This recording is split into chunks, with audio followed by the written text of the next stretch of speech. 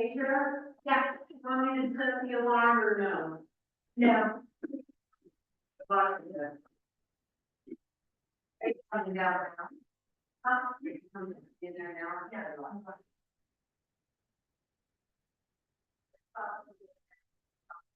Oh, no.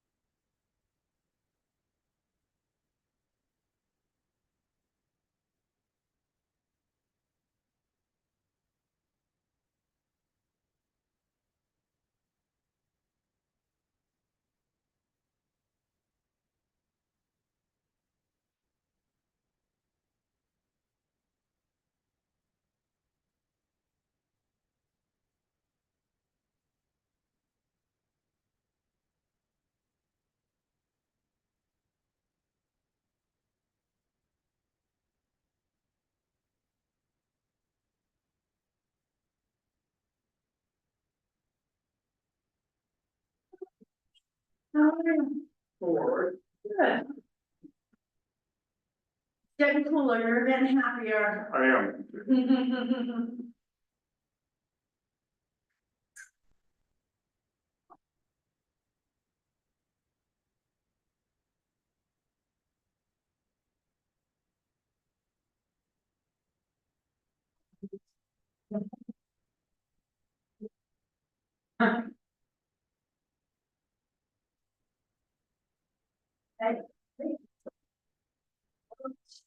Very cool. It's always, and then flip flop. Go Alright. ahead. I can do it. Mhm.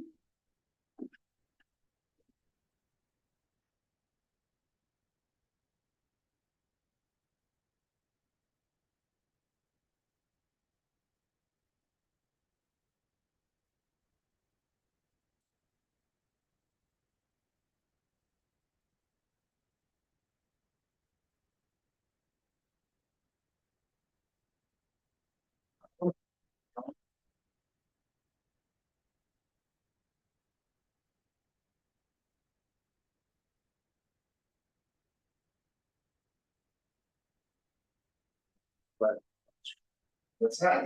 Never mind, I just called you, just called you Scott. Oh, say hi. Sorry. It's got to be shorter.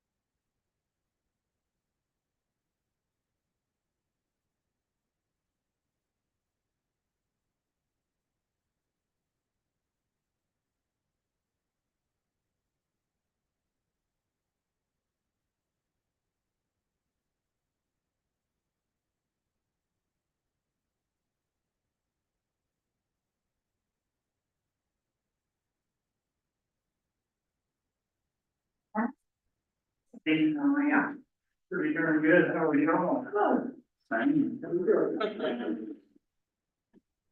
Most of that jumped on me today. Fun.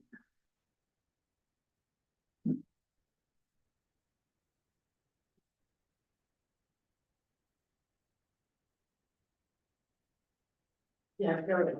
We just got a new mattress. Well, it's been kind of messing with me Mhm. today. I'm putting on some sheet metal on my, string on my garage. I'll set it down. Usually when I work, makes my muscles relax. Cause you're using them, yeah. It happened today though. That was the wrong, whenever. Doing a muscle relaxer now. Yeah. It's out, sweet. Well, I'm about out, so I gotta get this doctor to give me some more. Because when those muscles act up on me, they usually go away.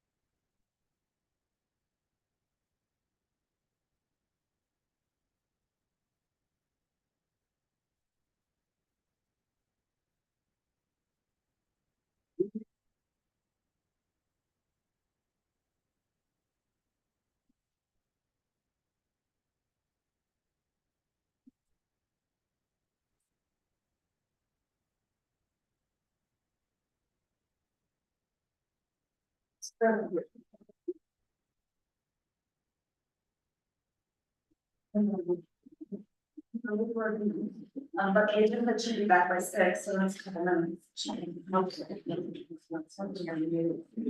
Well, I did it, yeah. I don't get access. You may not want.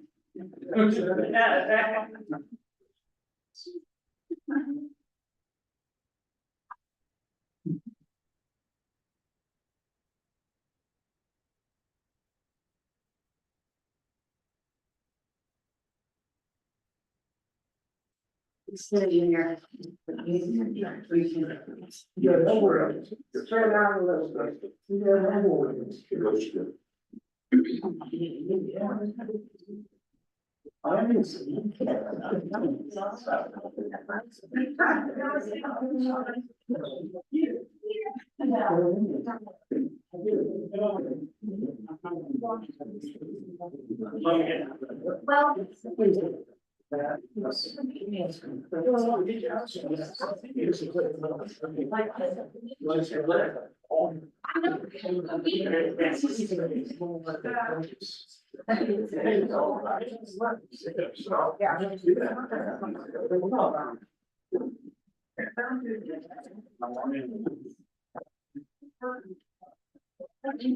Yes. I'm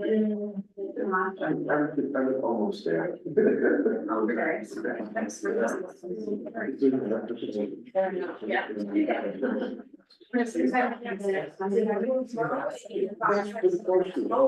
Yes. Then she was.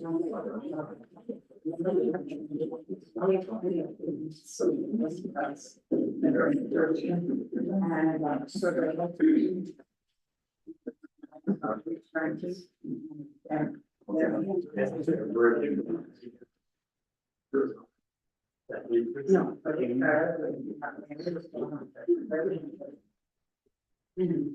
I don't blame you.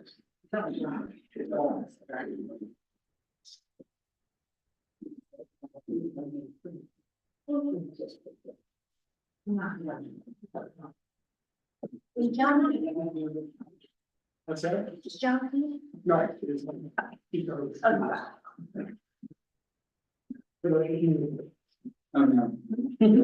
Sorry, guys. Buckle up. All right, very interesting. What's that? Yeah. Well, that's good. I never found that. Actually, yes.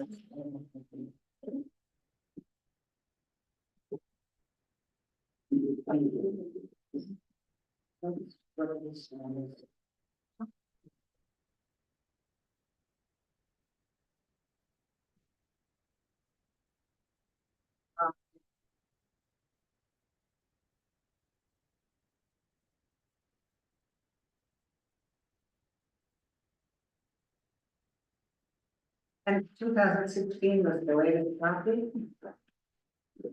Right.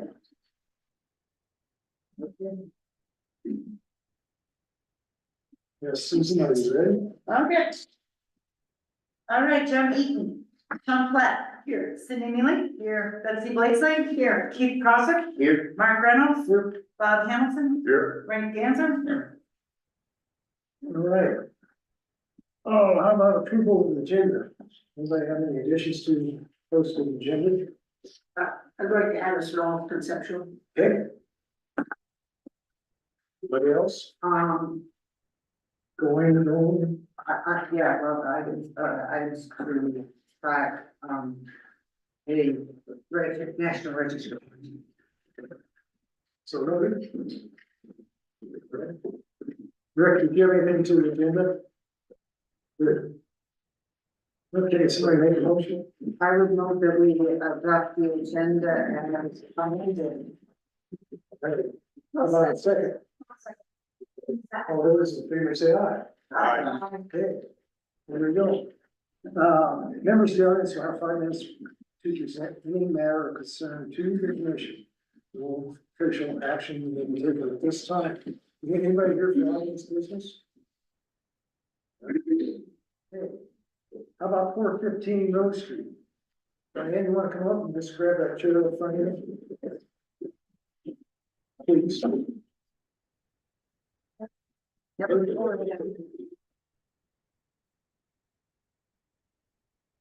For the record, if you give us your name and your address, please. Okay, Diane Menz, 415 Rose Street. All right, tell us about your project.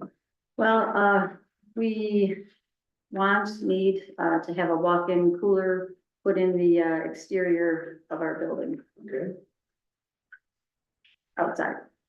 And what is it, 10 by 10, that's what it's on?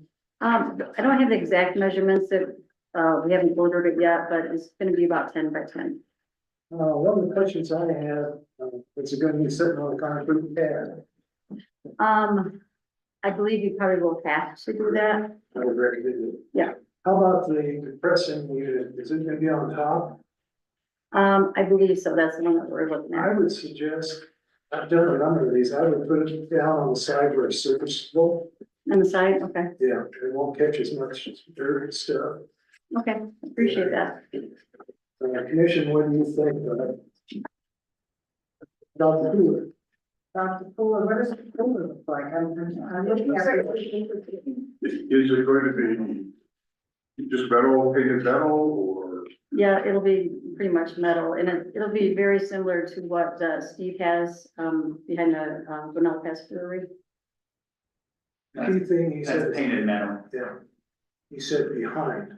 This is, you're just gonna be on the side, Yes, so it's gonna be visible from the street. it will be visible. Eventually, we're gonna have a greenhouse in front of it, so you'll see the greenhouse and not the walk-in. How about, would you entertain fencing that in?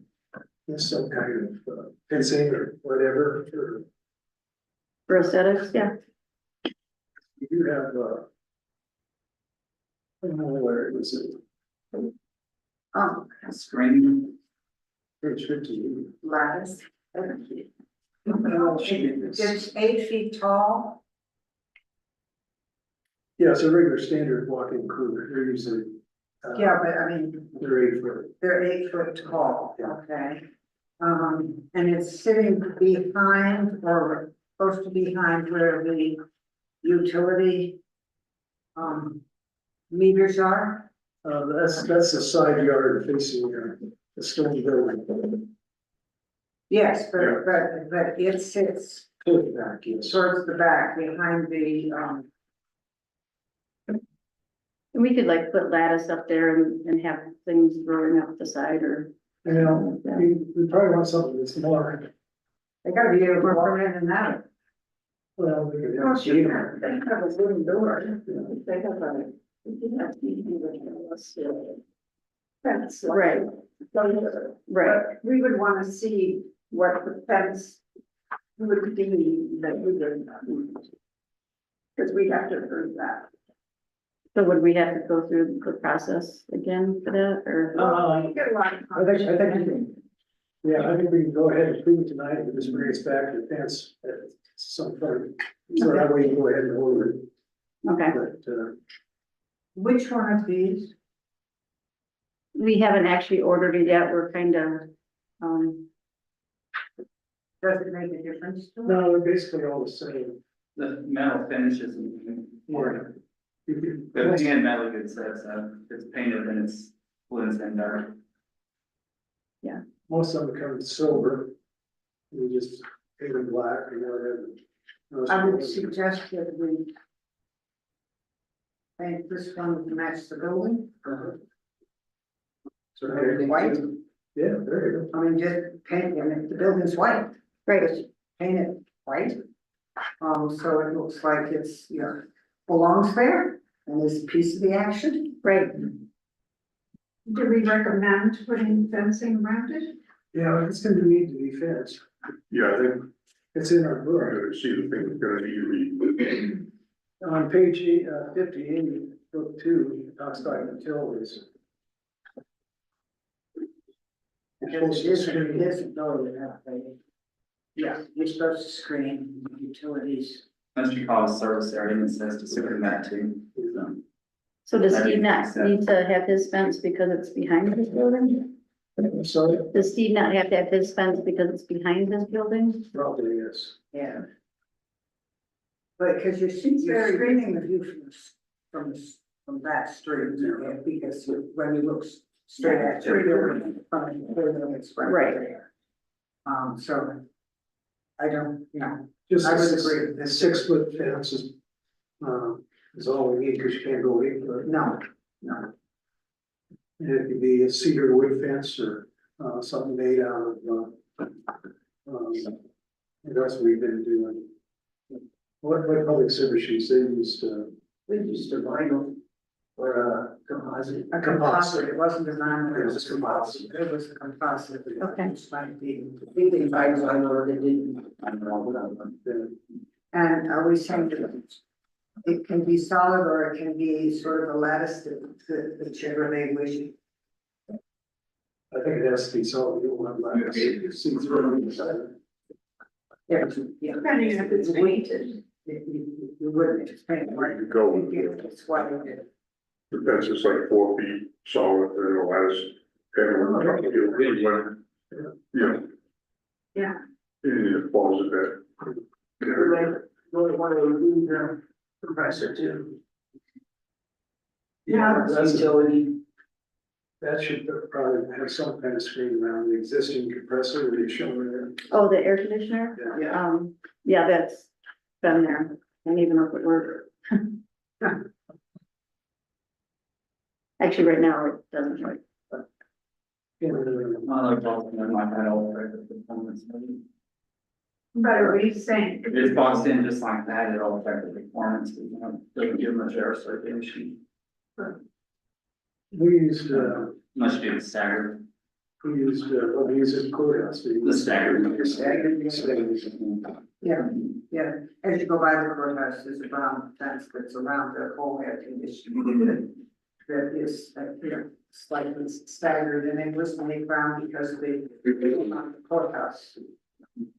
So it's matching color, but it, so Rand doesn't have to come back here. We're talking about a 6-foot fence, which may be solid, or it may be part solid and part lattice. Okay. Up to new, that is, painted in accord, and the compressor is painted in accord with the color of the building. Okay. So it all just feels like it actually. Okay. And actually, you have one of the most historic buildings in this town. Because this town decided to incorporate itself at the corner of Rose and Mary Street. Mary was 5th Street, and that building was the building that people gathered in because it was the years of the saloon. In order for Georgetown to decide to become a town. So at some point along the line, if we talk about a building that should have a plaque on it, because we have plenty up and down the street, we ought to have the discussion of what we put on the side of your building. Yes, I would really Because like to. we've lost 90% of the wood frame ones that were here. Maybe the brick ones survived, we've lost the wood, but this is, you've done a beautiful job. Yeah. Thank you. Yeah. I'm still working on it. Still working on it, yeah. I would make a motion. How about society? Oh, sightings, all right. Sightings, page 58, look at the sightings. A, minimize visual impacts to utilities and service equipment. A3, minimize the, well, that's exhaustive, never mind that, but, condenser element, A5. A6, a device should have a non-reflective finish integrated with the building colors. And so I would. On A1. Provide an adequate space. Okay. Should we make a recommendation on what goes on the plaque, or? Well, we're not going to plaque it. We'll come back to the plaque. H2. Right. All right, how about a second? A second. Any public comment? Not all those in favor say aye. Did we include the stipulation, that the fence is permitted, 6 foot. 6 foot solid or solid with lattice, Okay, and to match the building. perfect. Okay. And do I have is there like a, Well, is there a timeline on when I have to have the fence up by? No, I mean, yes. Diane, you mentioned that you wanted to build a greenhouse in front of that, so I'm not sure if the commission want you to build a fence, if you're putting a greenhouse in front of that. The clients just thought you should. we can only really deal with what's in front of us. Yeah, that's not gonna affect the greenhouse. And we're not gonna actually do the greenhouse yet. Next year. Yeah, what was our stipulation, 6 foot fence? 6 foot fence, All wood or, composite. shadow boxed. This is the neighborhood. Or material, Whatever deposit. or sorry, box. And all 4 sides. Just three sides. Three sides. Because the others are against.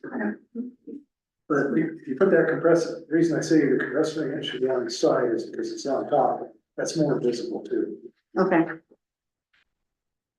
And it could be solid or solid, and you know, lattice now. that's why I didn't want to order it yet until after Yeah. this one. That's a good idea.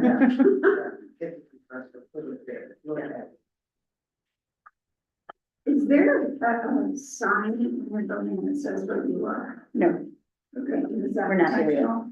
yeah, we're just kind of once we're like fully open, we'll have a sign up and stuff. And then you'll bring us a sign and stuff. Yes. Okay. Great. All right, thank Is that all right? Thank you. Thank you. you. All right.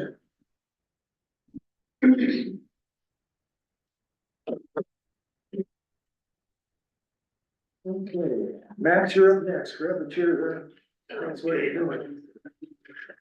This okay? Gonna stay here? Yeah, you can see it. Okay, you want to state your name and address, please? Max, 1014 Main Street.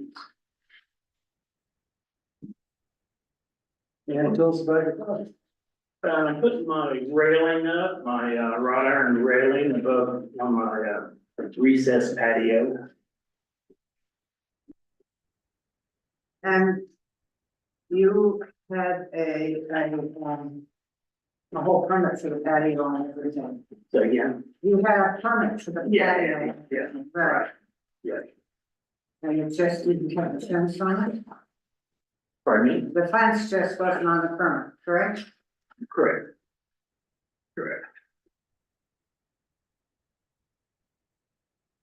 All right, so now have a fence meeting. Or anybody have any questions for me? And does it look like this fence?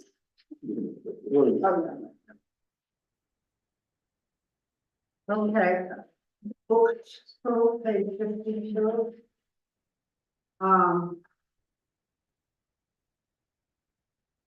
B. To be similar in character to those in historically, and with this is a, metal fence that you can see through that is, how tall is it? It's like 29, 30 inches. And B one, it should be transparent in nature, and it should not exceed 4 feet in height.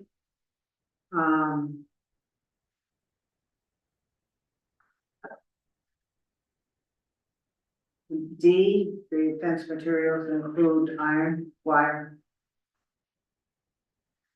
Half-inch rod, round rod. Half-inch.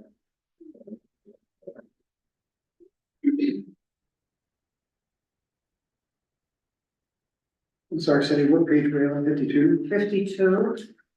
And it's section 3, fences, walls and gates.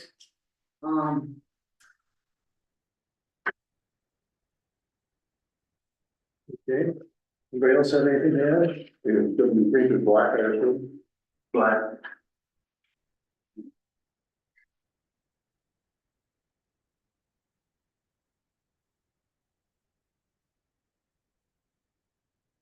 And rules if we approve the application to add the wrought iron fence at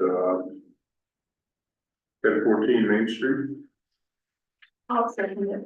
All right, any public comment? If not, all those in favor say aye. Aye. Okay, thank you, Max. You guys. Yeah.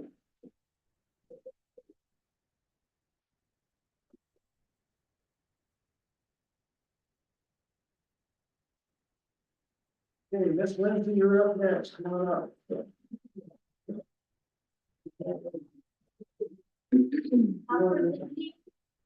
I just forgot to include Bob Hamilton's report on that property. Okay, You got a report? sorry, Bob.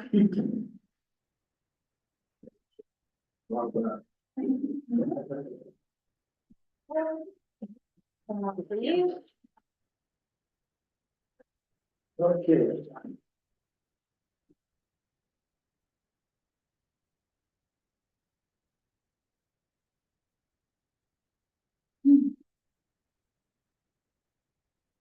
What are we going over? Well, there have been.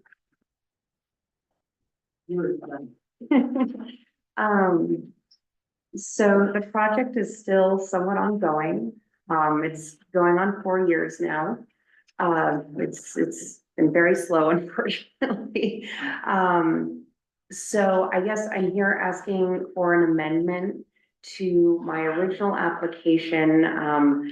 It's been long enough that I don't 100% recall all of the different conversations, but I think there were some changes that may not have come here, but I do remember discussing them here, but one, the main was sorry, I always forget they're called pergolas, or not pergolas, the dormers, thank you. Getting over a cold, so I'm still just, so the dormers were determined that the engineer, Craig Abrahamson, was working on this. They couldn't figure out how to put a dormer on the left side, looking at the front door. Structurally, it just wasn't possible. I wanted to make sure that I had egress in the loft that's inside the house. And so, we had talked about a skylight that just kind of blended in with the roof. So, I know that plans did come with the dormers removed, but it looks like those plans didn't actually end up before this board, but Safe Built. Again, it's been so long that I don't really remember exactly what happened, but I know we discussed the skylight here, and that it was determined to be okay. I know that this board was not thrilled about having dormers in the first place, so the skylight was actually kind of a better option in the end. So that's one of the main changes. I know there was a comment about the vent pipe, the white vent pipe that comes out. So I did get up on a ladder and I painted that, so it should be blending in with the house more. The garage door, unfortunately, the contractor ordered the wrong garage door.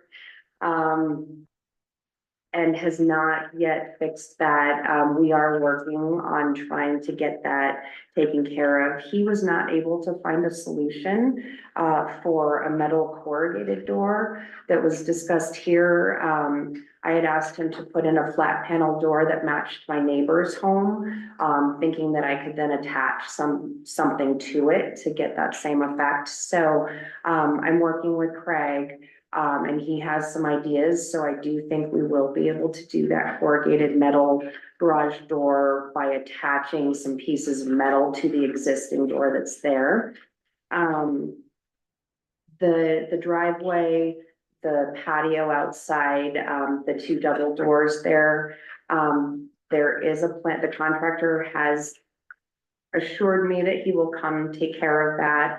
And build the two pergolas, the one over the garage door and also the one there outside the French doors. Let's see, the covering over the front door, it was ordered, we have it, but it was determined that it structurally could not be used because the brick is so soft. And so I will likely have to come back to you unless they can figure out how to attach that another way. They have talked about drilling completely through the brick and then attaching to one of the 2x4s and, but again, the wind and the brick is just very, very soft. So I may have to come back with a different design with a overhang that has, posts instead of just being attached directly to the building. I think that's. Are you that concerned about that overhang or front doors? Because, since there wasn't one Yes. to start with. No, I'm She saying, probably I'm has looking one, at the page that is the page that sort of outlines changes. Oh, that I made notes on. Yeah, so these are just changes from that original set of plans. And again, I apologize. I thought this set of plans had made it here. I just don't remember. I know we talked about the skylight and that's the most recent set of plans with the skylight. But it was originally, it was originally passed with a metal roof, but it is not a metal roof.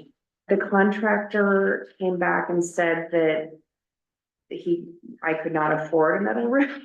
I'm trying to be nice about the contractor, but, he did bid on something that he was not able to provide for me, and, so the money ran out. There was a shingle roof on the structure before, Yeah, I'm not so, objecting. yeah, so we just basically put back. Identify what the changes were. Exactly, yeah, so we put back what was there.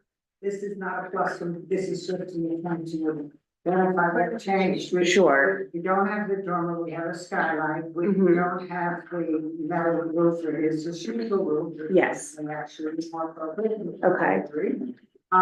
We don't actually have that, the barn wood, it was turned into a board and back along the side of the house. The windows have, on that south elevation, have more lights in them. I mean, they are not, they're not 1/1, they're 4/4 as far as window panes. You know, you have 4 panes over 4 panes, and then, yeah, there is the thing of the, over the door, that may not be possible because it's the soft brick, And I will come back with something if we can't figure out how to attach what was proposed. I'll come back with another proposal there. The barnwood siding I was pretty sad about, but again, I guess it came down to a budget issue, and so T111 siding was put up. And I was kind of grossed out by it, so I asked them to put backs on it just to match some of the other board and batten siding. I thought the T111 just would look kind of cheapy without the bats. So I did request that, and that was completed. Trying to think, oh, there was a door for egress on the garage, the side of the garage. So, yeah,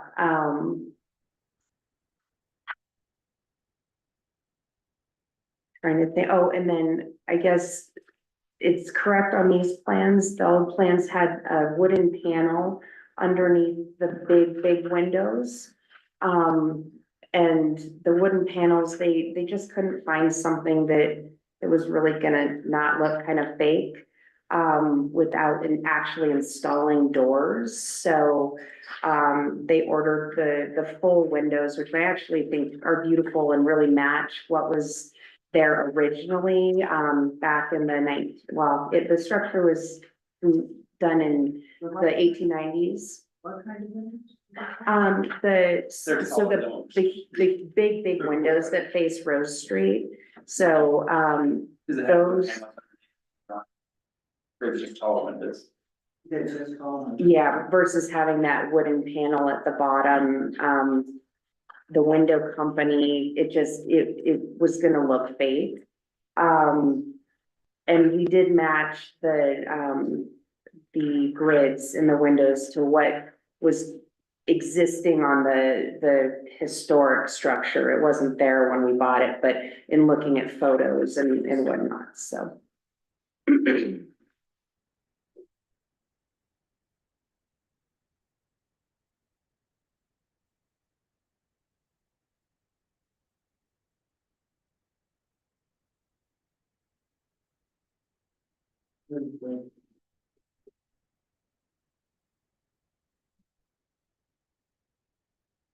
All members, I would like to approach this. You think that more than anybody else. Well, Joanne, probably check them all. Yeah, I think that's probably the easiest way, whether, we're okay with it or. what sheet we gonna start with? I would start with the annotated sheet. That's got it's A4 that's got the notes on it. The red one, or the one that's. It's not.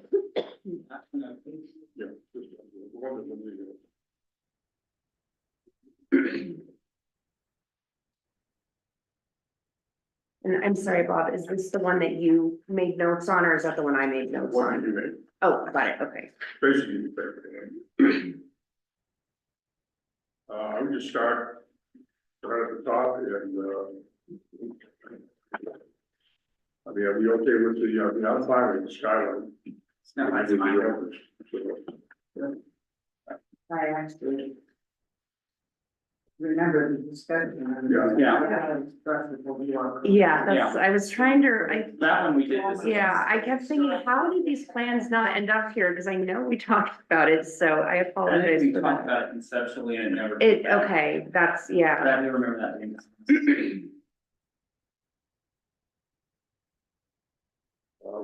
Staying on the roof, I mean, you're fine, I think we're fine with the, asphalt shingle. Yeah. Yeah.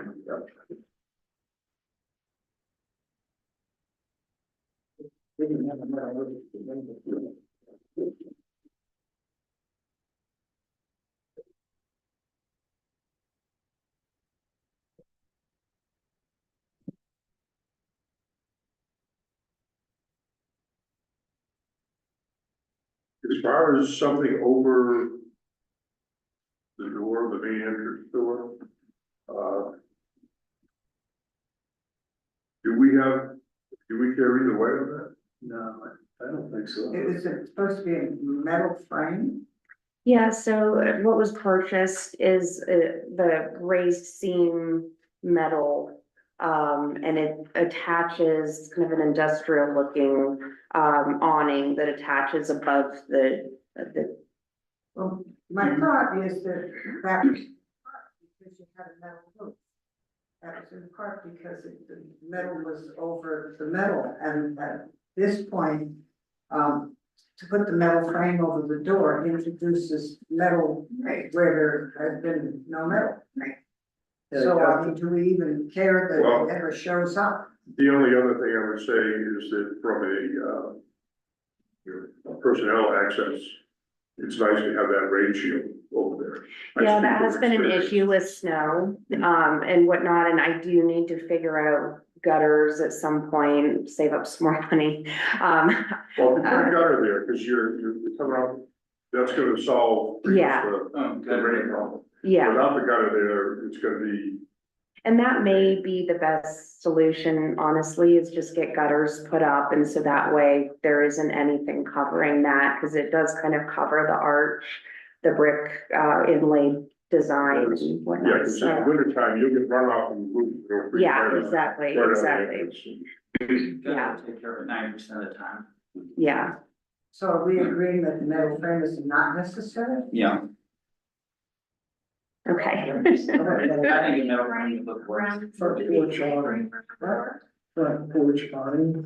Yeah, it's a metal awning, it's just fine. Yeah, it was, yeah. It said painted metal frame, porch roof, like. Yeah, it's just a black metal raised seam, metal awning, kind of industrial. Looks kind of like a railroad building type, but, I'm fine with leaving that off, and then doing gutters to take care of that issue. Just not build a cover layer and just come back. Come back, yeah, exactly. I don't, actually, I don't even think there's a light there now at all, is there? Oh, the electrician drilled I don't know what he was thinking, but he drilled a hole very, very high.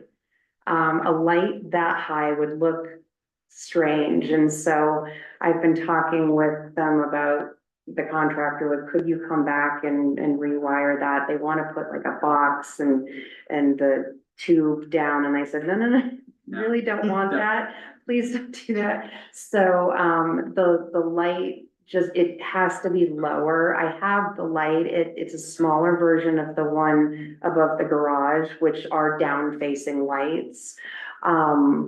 It's just a matter of, I don't wanna put it up until that is lowered, because it'll Okay, just you look just need to make nicer. sure that it is dark sky Yes, compliant, which yeah, even with the down facing light, the bulb needs to be up.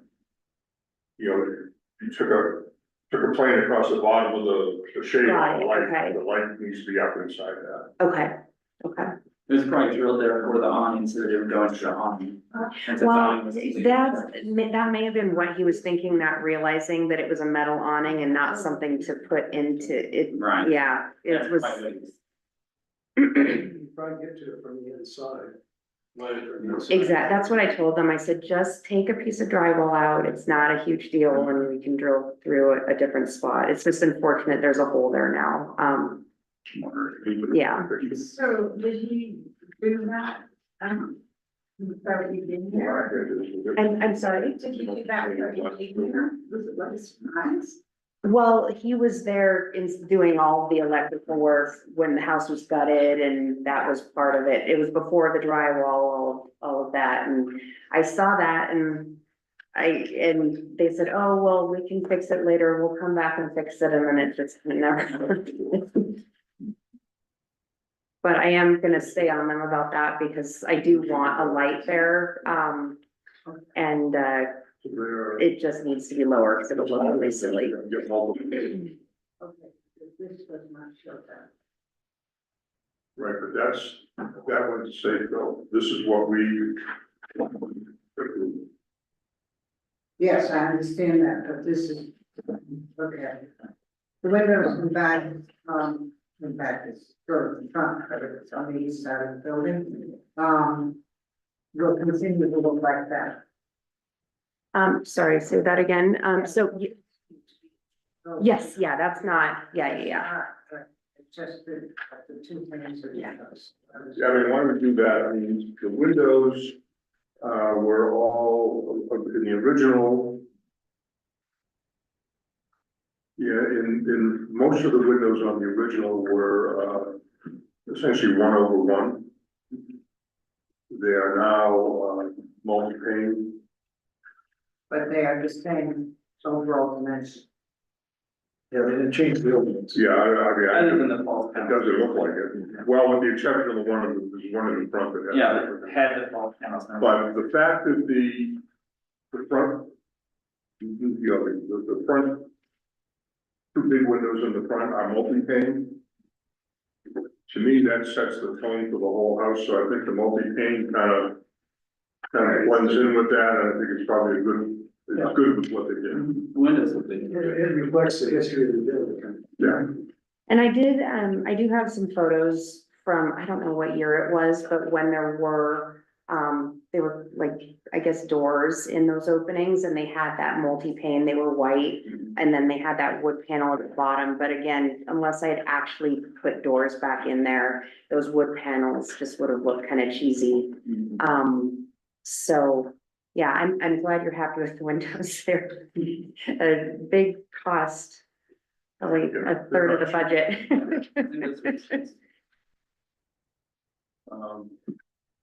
I actually did have a question. I was contemplating painting the white windows on the addition, kind of an oil rubbed bronze or black.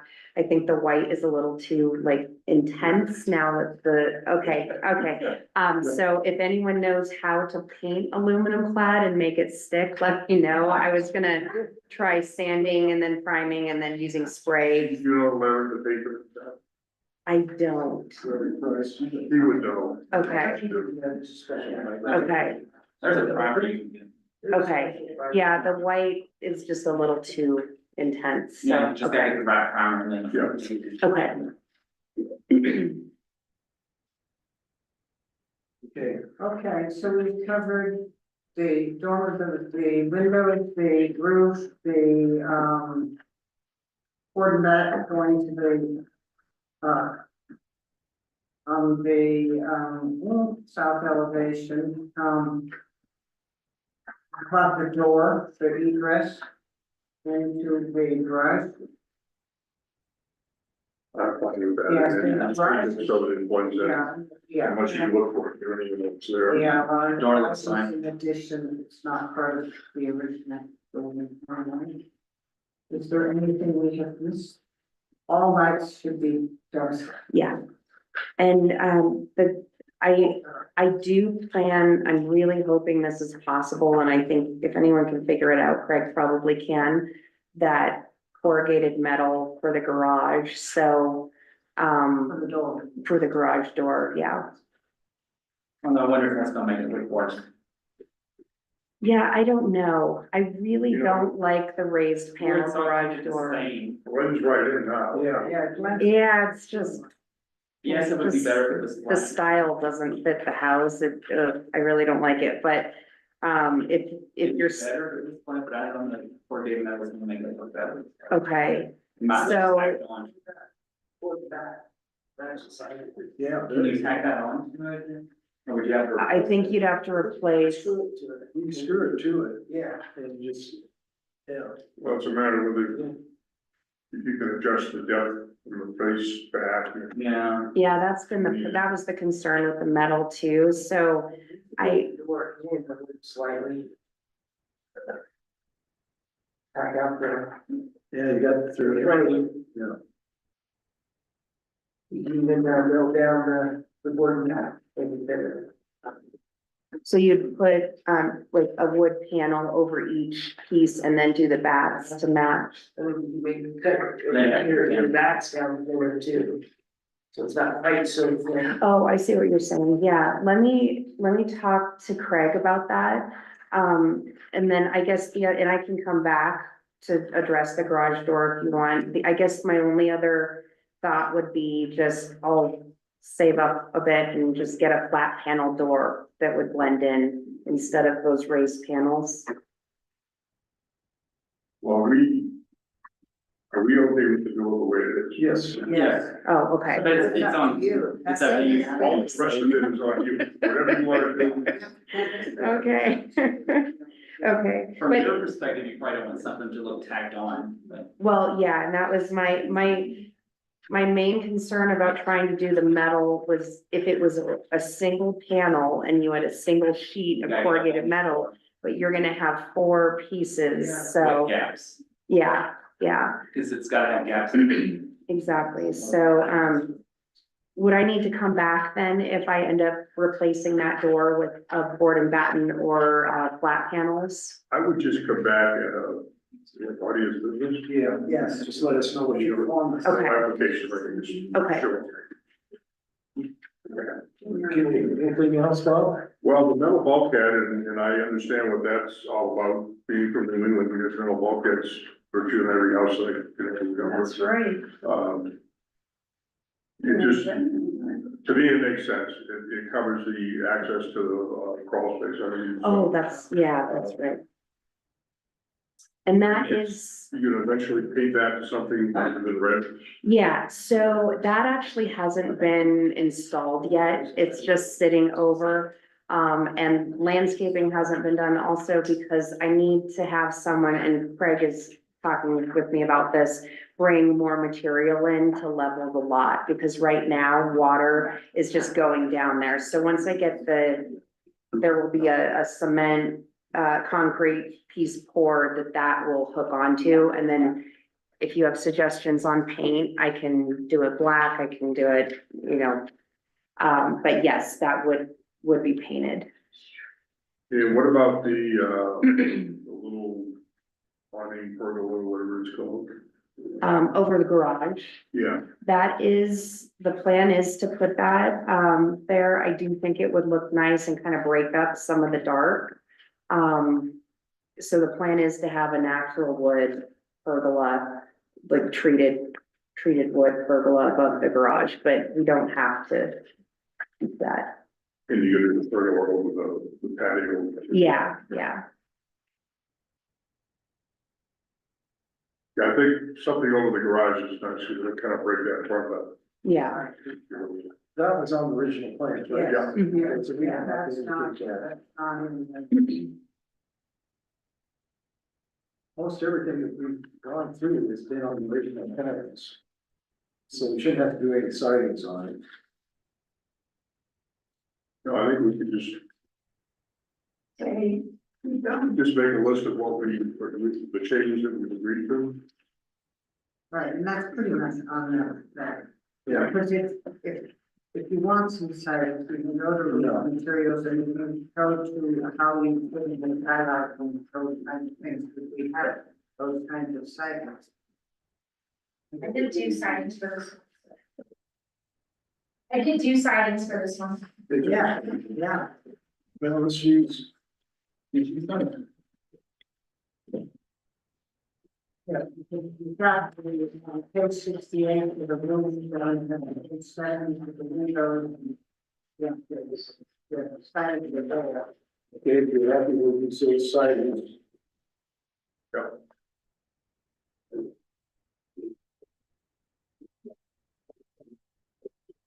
How about somebody making a motion of this statement to approve of the changes?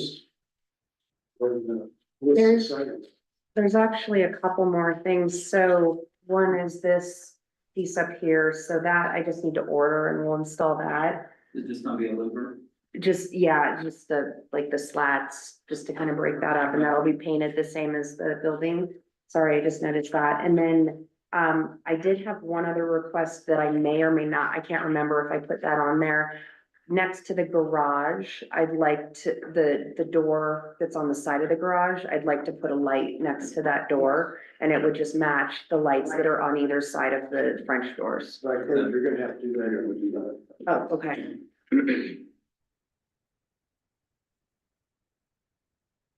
Okay, Mark, how do you want?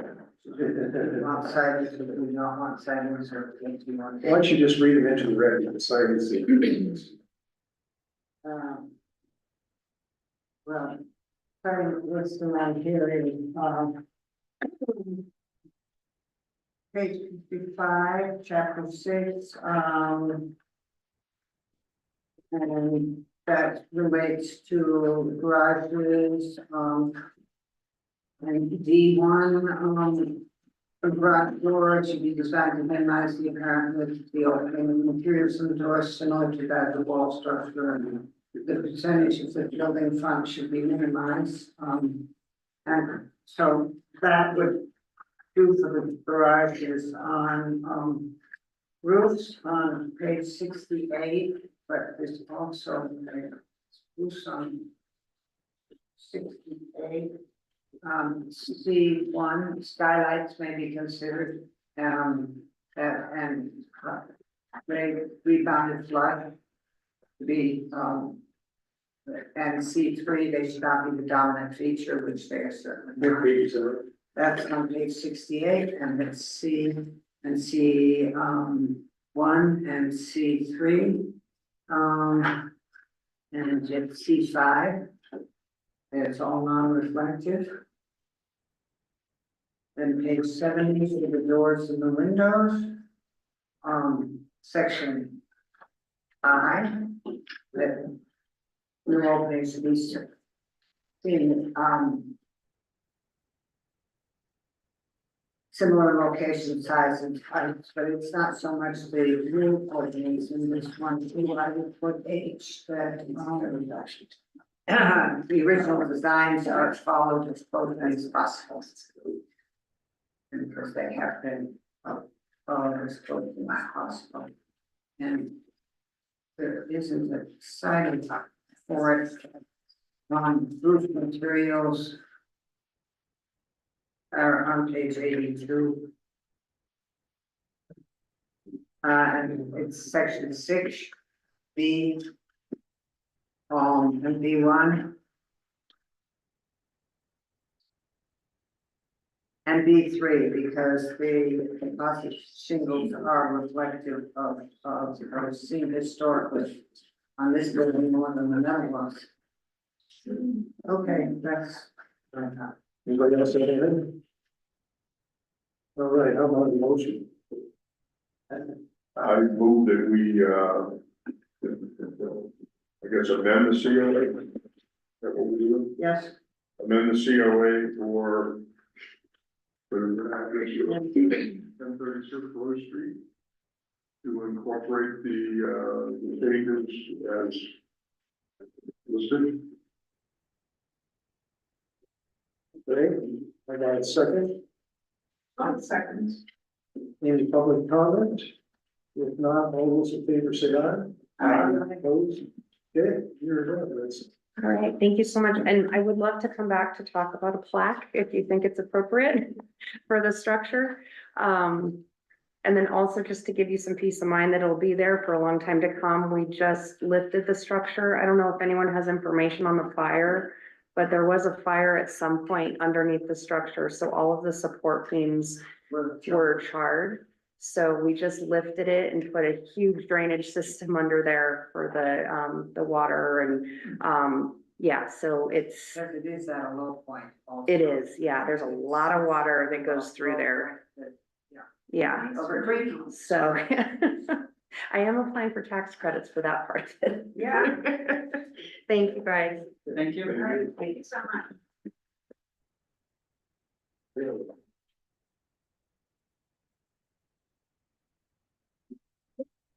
That's next week, huh? Big one. All right. Yeah.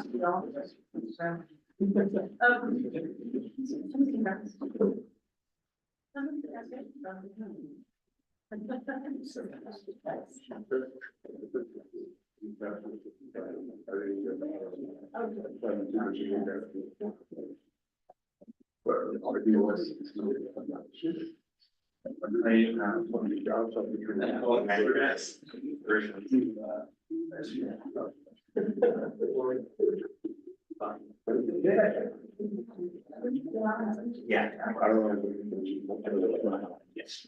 Yeah. All of this? Yeah. Thank you.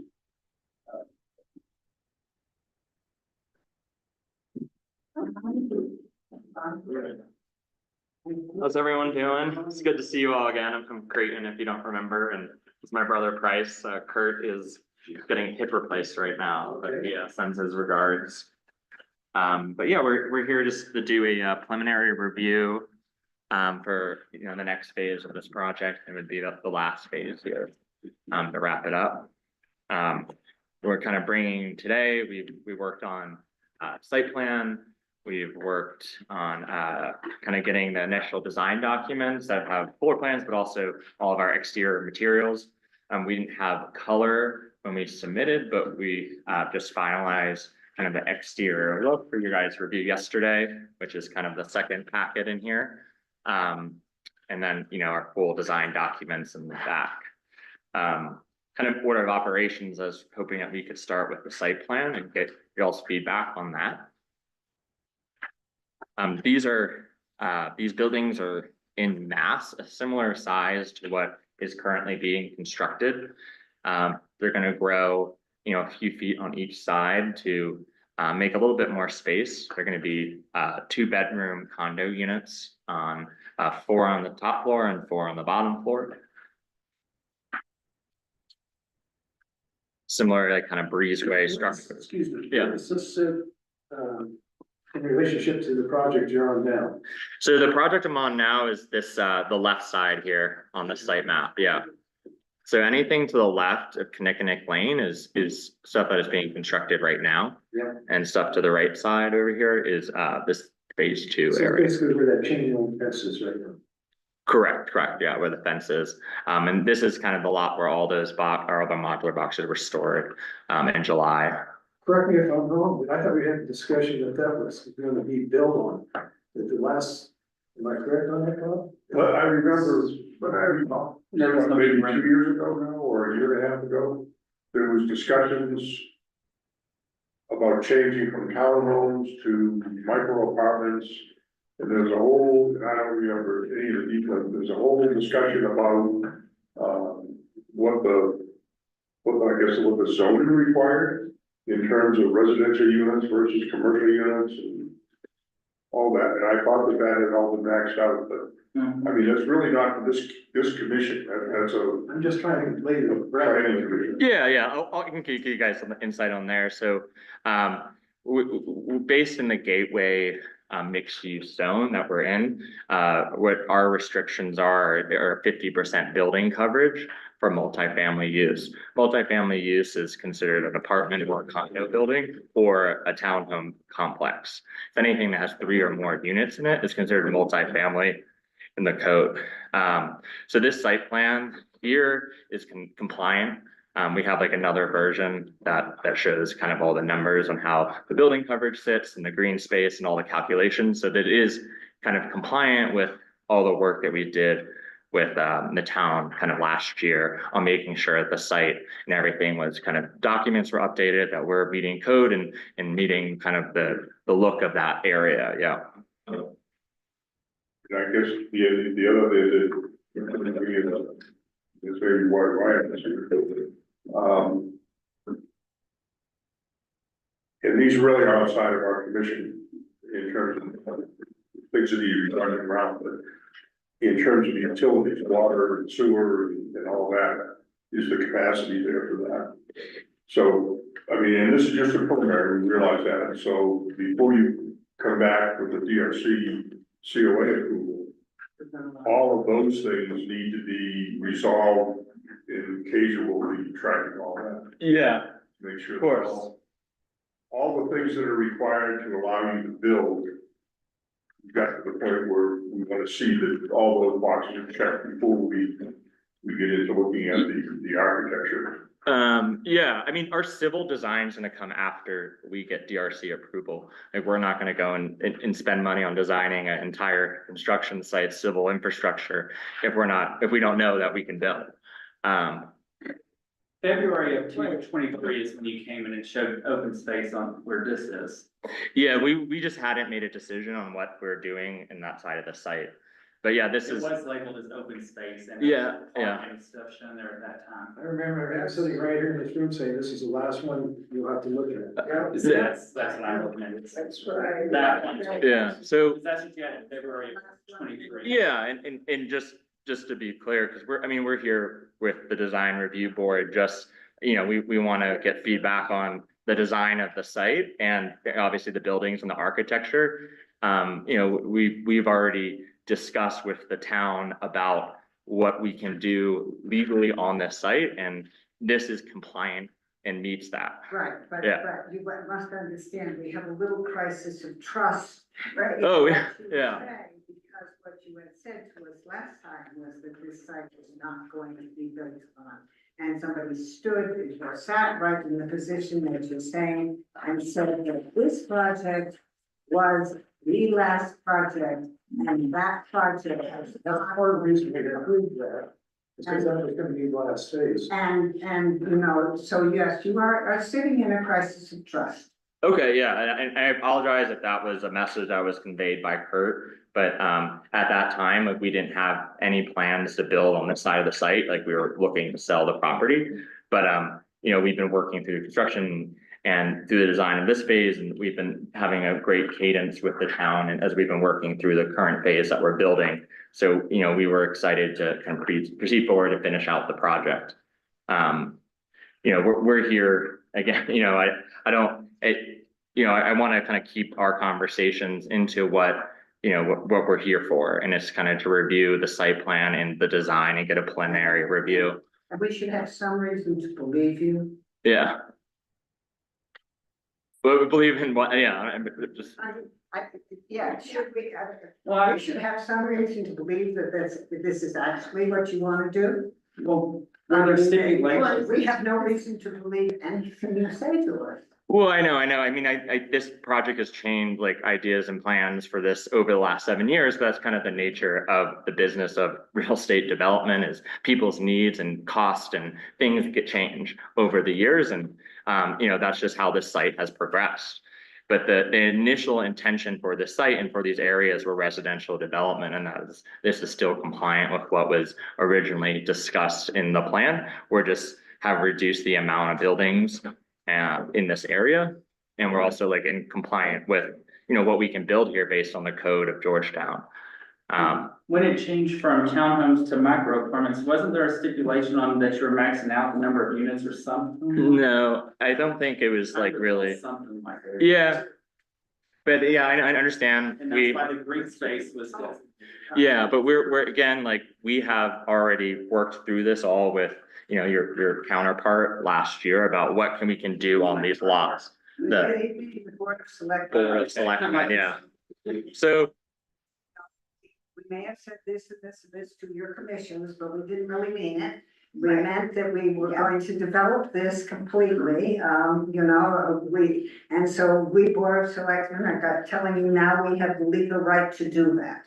And we will get very offensive if you don't attend to our legal right to do that. Have I misplayed? What happened? Yeah, I think I'm a little nervous because we're kind of going into a different jurisdiction.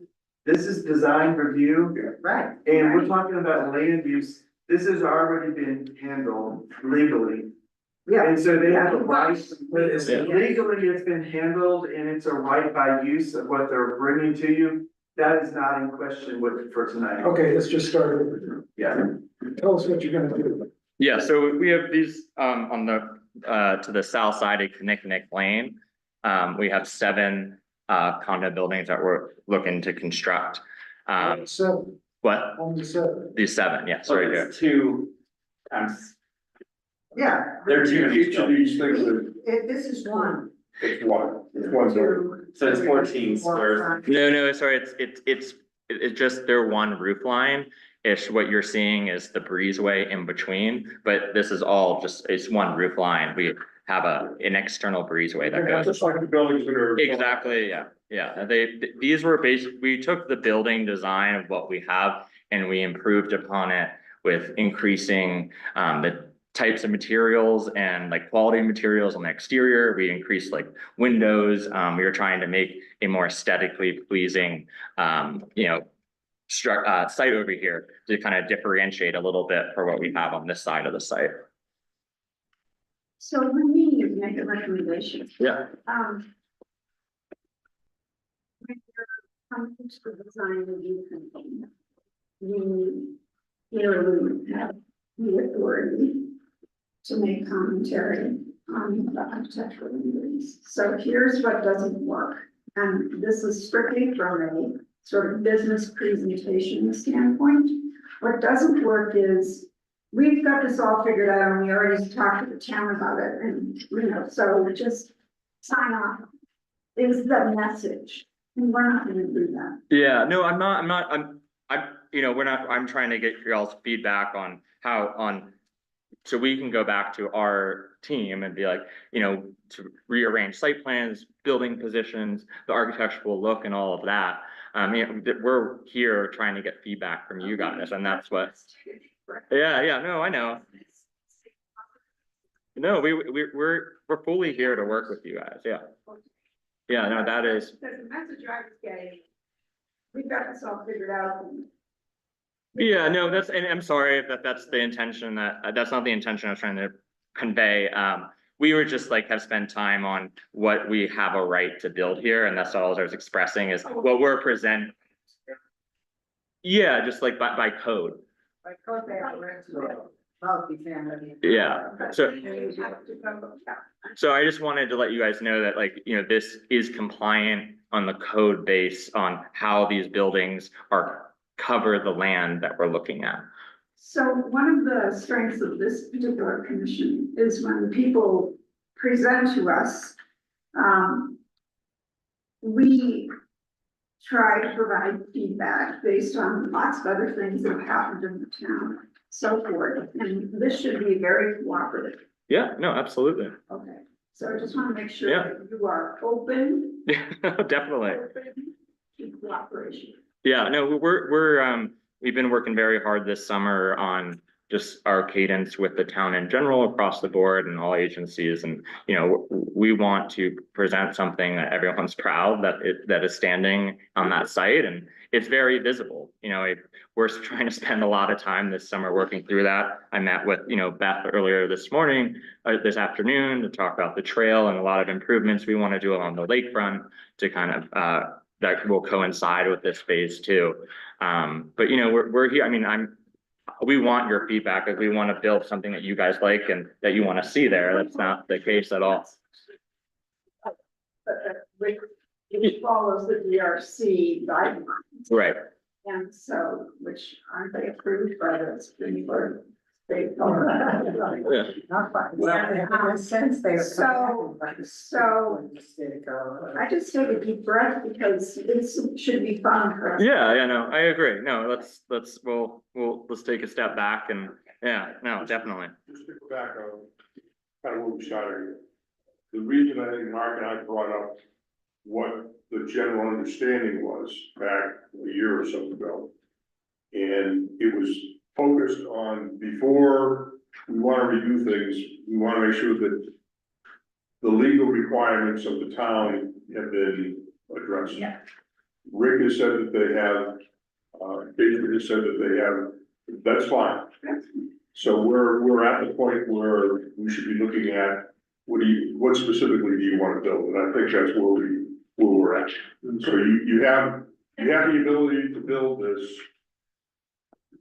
you know, in the land that you own. Yeah. And, you know, and then we would love to kind of first, I guess, on, if we're looking at this first page, is like feedback on, you know, I think when we were replacing these buildings on the first side, you liked how buildings were facing different directions, different orientations, so we tried to make that consistent on this side of the plan.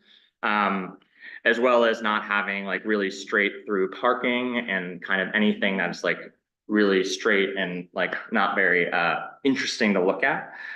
So that's kind of the feedback we gave to our architects when they were designing this site plan. Are we treating this as two separate sites on the west side and the east side, or are we treating this as one? This is one, yeah, so west side and east side. So parking wise, are you at minimum or where are you at? We're a little bit over the minimum. We're about like around 2 units, 2 parking spaces per unit. And we can kind of decrease that if we would like to see more green space. Because there's a lot of parking in it, that's why I'm asking. Yeah, so we can definitely pull that back. Yeah.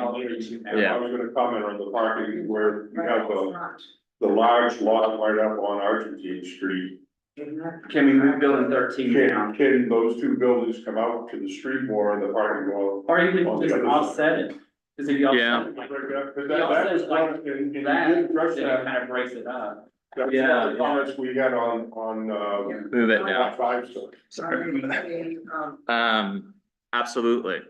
So kind of maybe moving them closer to Argentine Street, but we don't like, what you guys don't like to see is this big parking lot along Argentine Street. So trying to break this up, let's move 12 and 13 maybe down, and maybe it's one row of If parking. you move 12 and 13 down, then you have a big parking lot along whatever that. Yeah. big one.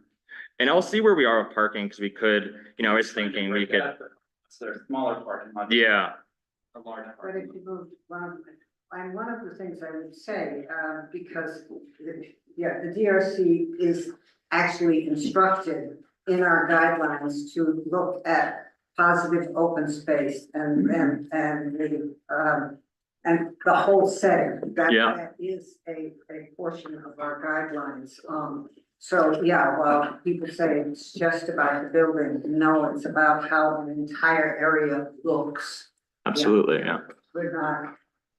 So we have, you know, It's water, but it's not up to, you know, it's up to us, and, I would say, yes, positive open space, is, you have some positive open space towards the lagoon, which is nice.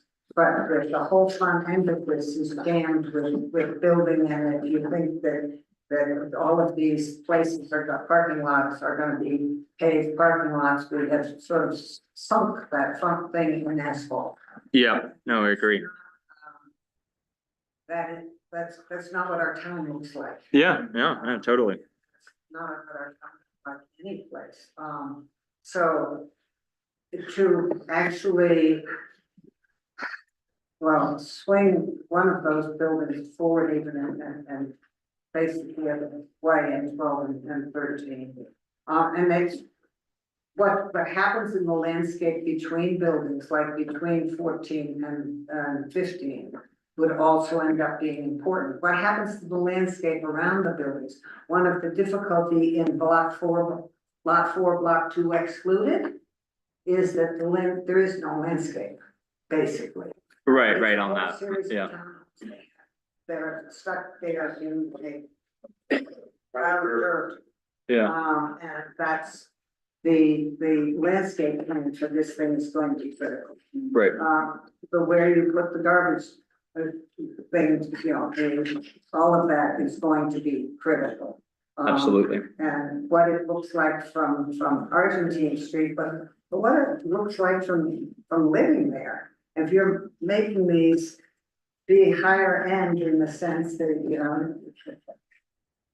you want to be able to feel the people who are used to having something green that surrounds them.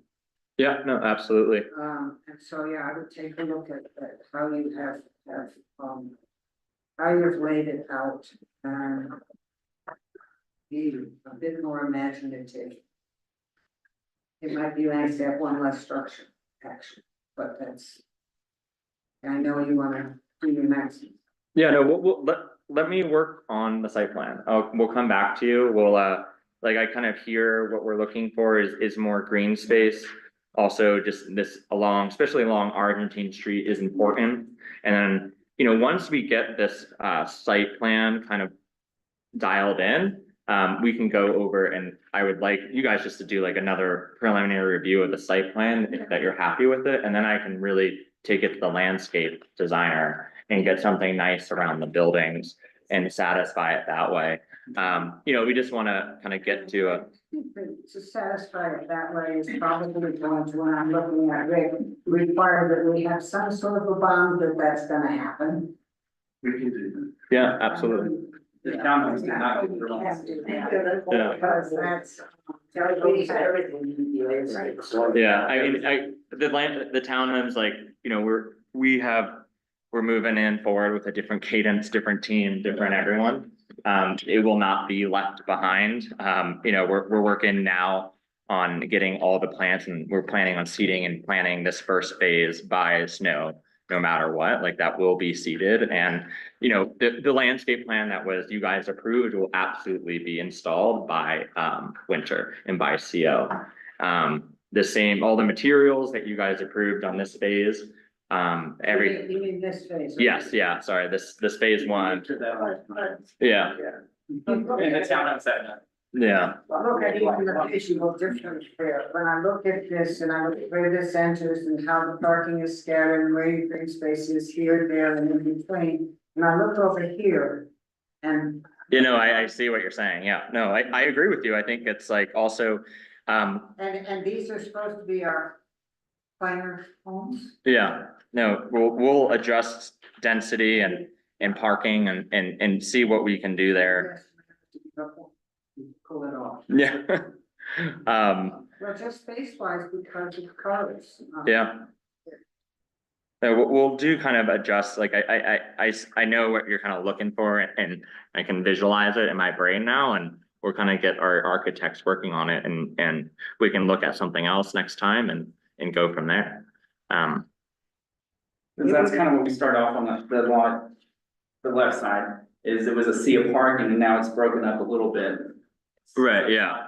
not As much of a sea of parking. Definitely, yeah, and And it's not as, cause like in this one, people will shortcut across that front parking lot and go to the back, and so that'll end up being a high traffic area right at the intersection, so you gotta Right. think about that too. Yeah. Try to break up the parking lot, so it's not just one long shopping center, yeah, cause that definitely. looks like a shopping center. Yeah, no, you're right, I would agree. I think in something It says that we already have, parking Spaces, the what? it says 84. Parking spaces, yeah, which is, I guess, there's two lots here, so they're listing the parking for each lot. We're also working on, I've been working with Craig and the people that are in charge of the Argentine North project on figuring out great connections that we can do basically between building 12 and Kinnickinnick Lane and make kind of a through pedestrian access to access the lake from the bike path and from the sidewalk over there. So that's something that we have in this next kind of landscaping and more detailed site plan. But Kinnickinnick comes out to to our north, yes, to Argentina. Yes, that's the entrance right there. Yeah, because that's basically the only entrance. Yeah, dead ends after that. Yeah, because if you want any other entrance, you gotta tell us no, because we're gonna put a sidewalk out there. No, it's a dead end after that unless you go by the hotel. Yeah. The going in the back. And as far as the buildings, what would be, you're seeing these buildings right next to the, we would put out what the others are, They look exactly like this. yes, they do. I think they should I look, mean, I think these probably are got, higher end finishes on them. but massing wise, they look the same. Yeah, no, it's the similar massing of the building, so what we did these bigger bump outs. So the middle like stone bumps out about 4 feet.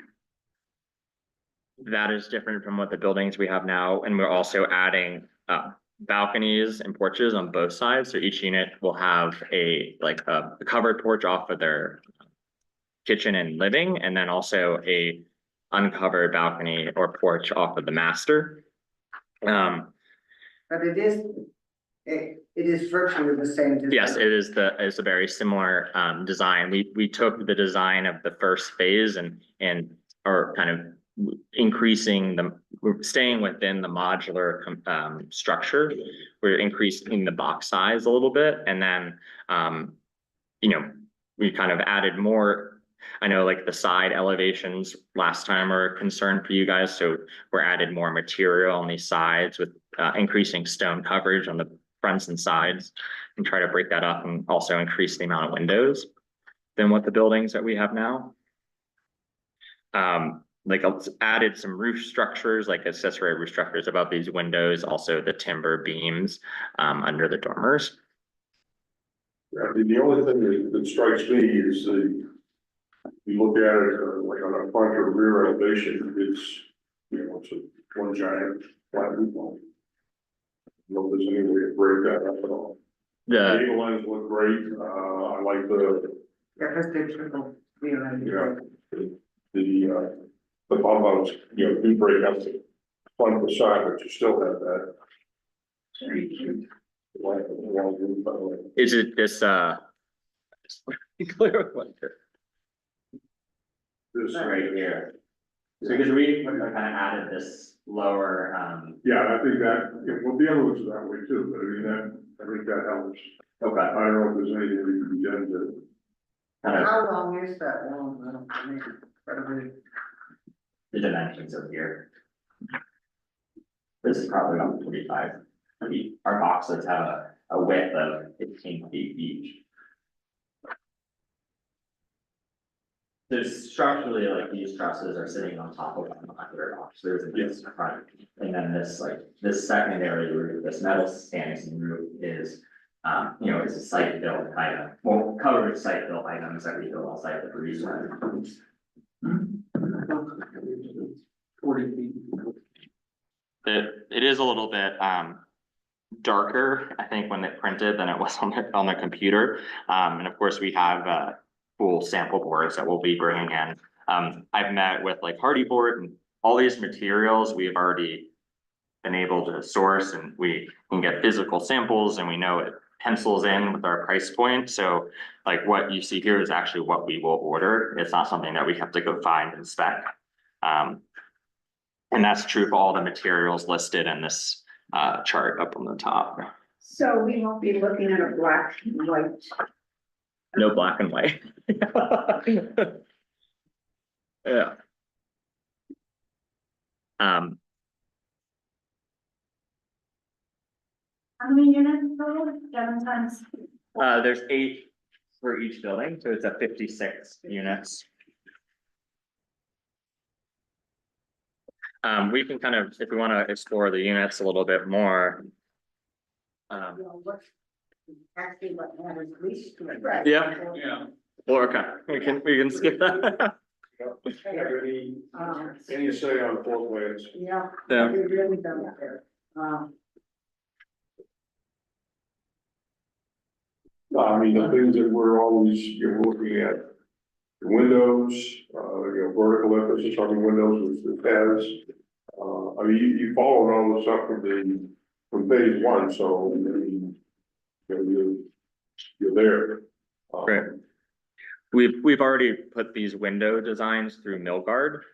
So these have already been like structurally approved for how they look into this in this building. we're doing a lot of work. I'm making sure that everything that we're putting in front of you is actually something that we can put in these units and it pencils and we can order it. I think it's been done a little bit differently in the past where we put something in front of you and then we have to try to match it. Whereas like this is exactly what we can order to make this happen. Have you looked at offsetting the two halves of the building, so it's not all in line? We haven't, and the problem is if we have the breezeway in here. It might help the breezeway, because in this. Yeah. Partially rendered elevation, it kind of looks really. But it's an offset, could help break that up a little bit. And it might help break up the mass and make it different or differentiate it from the other side too. So kind of, we have like Something the to look two, at. yeah, just like to move it this way a little bit and see. Something to look at. Kinda what- How feasible it is with the Y- breezeway. yeah. The breezeway help with the massing. Yeah, and we're in part of this design and kind of how we're proceeding with construction on all of our projects in towns like this in Colorado is, you know, we're really leaning into the modular construction because we're trying to build something that's probably, you know, the missing middle, but like something that's attainable price point wise. And if we stick to this modular design, we're allowed to keep price points down and. But The breezeway is not modular. No, the breezeway is not modular, but what I'm saying is when we start getting too complicated with how the boxes are sitting, it kind of starts to murky that process. Breezeway wouldn't affect that. But, Your boxes would be the same. Mhm. Your breezeway. right, I'm just giving you context on why they're similar structure looking buildings to phase one. You know, we're kind of building off of something that we know we can build and that works. Because how much longer are these than the units you just built? Probably about like 3 feet on each side, if that. That's gonna be noticeable. Yeah, no, it's not a significant, we have a max width of 15 feet in the modulars, so. And then the biggest difference is there's gonna be, if you look at the side elevation, we didn't have these bump outs. So our current, you know, you can see where these condenser units are on this side elevation. Like current buildings that we're building now would kind of end there and just have porches and not have the big bump out that's coming up front. We're also able to put, you know, we're moving our mechanical stuff into the unit, so the breezeway is filled with storage units for each of these units, so. Your floor plans don't have those bump outs, though, do they? They're on the floor plans, the bump out's part of the modular box, so if you see.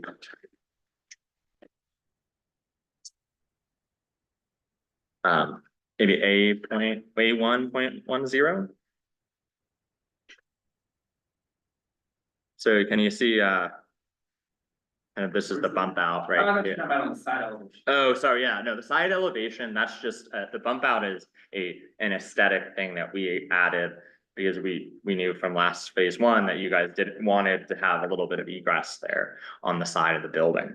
That's So just, that would be added to the floor plans once. so no, that's, yes, it will be added to these floor plans, but it is If you're there's using no, it to screen the utilities, then obviously it needs to be designed in there. yes, Right absolutely. now, you've got the utilities in front of the windows, which is great. I'm being sarcastic. Yes. Well, and yeah, of course, we'll get, you know, move things like that. But you know, I've been working a lot with our architects on like, in just suppliers choosing material and just the massing of the building and trying to make something that was kind of more aesthetically pleasing than like more of a standard multifamily rental building. We're into this. Yeah. Okay, good. I'm glad. You know, But it we're does seem feasible, looking at your breezeway design to be able to Like, offset that and still. kind get of the doors in offset, there, get yeah. your Stairs in there, get your door entrances in there. It seems feasible. You may lose Yeah. your closet. It's something to look at. absolutely. And if it works with your side. I have just a random thought. Kimberly makes your entrance, right? Yes. How you get in here. And so if you're building 12, and this actually, I don't quite know that will give you building being 12 too, but this actually sort of became your a a larger parking area. So essentially, I'm sort of mentally moving building 12 down, sort of down there. But what you have then done is you have separated this development off of that development. And you may just visually sort of want to do that. In other words, if you came in here and this was your larger parking lot, right through here. Okay. And this moved sort of down there, then this whole section is a break point between what's happening here and what's happening here. Yeah, And it visually, for this building, that might be better. Yeah, and just like having also, it would be great to connect this. Right, I think and that's then- just an important connection to have. I so do I, This but direction, this yeah. building. That's in the way, yeah. Might need to migrate somewhere else, because this connection then becomes a connection, I mean, other people can use the parking lot. But it's gonna be a connection to get out to here. Right, absolutely. So that's, Yeah. I was just saying, take it up, but. Yeah. Wouldn't necessarily want to do that, because. what do you guys feel about, Landscape right there, so when I turn the corner, I'm not, but my parking starts about there and contains all of this.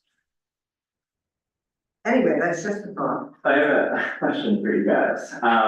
So what would you feel about if these buildings, if, I have to go to Kurt.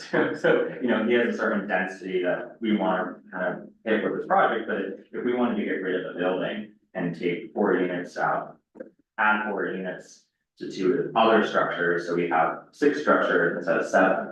And then 2 of them might be just have an extra, a little bit longer, but the double breezeway. I think it might work, because it would pull the density into that might work, yeah. If that's Yeah, what if I we took just- half of this and Yeah. put it over there. Does that mean we have a half one of that, less? it gives You have it gives different more- sized blocks, Yeah, that would be a good thing, Yeah, yeah, and that's what you're talking about, so. yeah, Yeah, so You there, have 3, 3, you have 3 three blocks, things. you got 2 blocks and 1 block. So if we say we're playing move around, and it would be fun to sit there with everybody, yeah, with, being able to play around with it. But each of these is 2 separate squares, essentially, you have 20. Yeah, and I kind squares. of show you. Do it free, and then leave more open space around it and organize it. So So, we have the breezeway here, right, and this, you could essentially put another breezeway and just have another stack of vehicles like that, yeah. With this is the size of the pit. The building could- And you have essentially 16 sheds. And. And I think like Push them around. right years, I think we maybe make sense for a third, and then in this building. I would think we could, and then we could make this all kind of open, kind of connection in green space. Yeah, I think there's a way to work this. Yeah, no, I think, and it should add some variation and, so it's not Yeah, all. it's very, I mean, that's. We're gonna walk about the warehouse. Yeah, no, totally. Okay. To mitigate that. Would be great. Yeah, no, I think that would work well and, it's still like within our keeping within the modular design. Yeah, Yeah, we'll explore that definitely. if you look at staggering it, then maybe you can still get some windows on. Yeah, if we stagger, yeah, Because that middle block is not gonna have no side windows. right. We probably keep, oh, yeah, except that they have no side, yes, One side doesn't have windows inside, but one side has. yeah. it would basically be like that we would, Ones that are in the double 4, yeah, you're charging them. yeah, we can just vary the pricing, yeah. It's got 2 extra. Yeah, we'll get creative with that. And then I think we're gonna come back and I'll work on a landscape plan too. Just kind of give you the ideas of what we're thinking, because essentially, and this is conversations that we've been having with the town of Rick, is working on improving this lakefront by the end of the project is something that we would, give to the town. And I've been working closely with the Parks Department on that. You know, they got their grant money and or have a kind of designers that are working on some of the other spaces, and we're gonna, you know, use the same materials, same types of benches, and kind of continue what you guys are kind of doing in the parks that are, I guess, south of this development a little bit, and it continued along the lakefront. You know, we're kind of talking, Beth and I were talking about doing more of an alternative type playground with bouldering and kind of more natural looking. Here is gonna be like kind of eating area on the water, and then this area over here is kind of a holding spot that, you know, we're gonna kind of figure out what we want to do, you know, for the town, if the event space or whatever it's gonna be. But, you know, that's part of the plan in the second phase in this landscape plan that we want to present, is presenting those lakefront improvements that we want to do. Okay, Rick, did you have a comment? Yeah, I just had a comment. I invited Brian to come tonight because I wanted to make sure he had some concerns and just make sure you're thinking in this direction. Yeah. But since we're all here, it's like, this would be a prime opportunity for Brian to share some thoughts. Well, because I have not been in the parks meeting, I have not been in the RIC meeting, I have not been in any board meetings. This is pretty much, I was in the dark until just Monday and I was surprised about it. Because one is, I don't know about if the underground infrastructure, when you designed this, was only for so many units and you put 6-inch pipe, and now that it's blown up to almost a Ward 4, that probably would have been all 8-inch pipe. Thinking about, you know, all these other underground infrastructure that you thought about, that we looked at the first subdivision utility plan at that point, where this is getting a lot bigger at that. So that survey needs to be done to know that there's a, you know, that infrastructure is good enough down there. Second is, I'll probably be coming to the board asking for a building permit to build another storage tank. This is when this is the threshold of this extra 50, you know, units that was not planned in the 170 units. This puts it over a whole nother threshold that the storage capacity in this town will be threatened a little bit. And none of these discussions have been brought up to me at all. I know it feels like you're getting way ahead of yourself before we figured some of these other things out, that we've done studies on different things like that, because you've been in some of those meetings with me with Excel, and they keep asking how much time do we have till we shut down?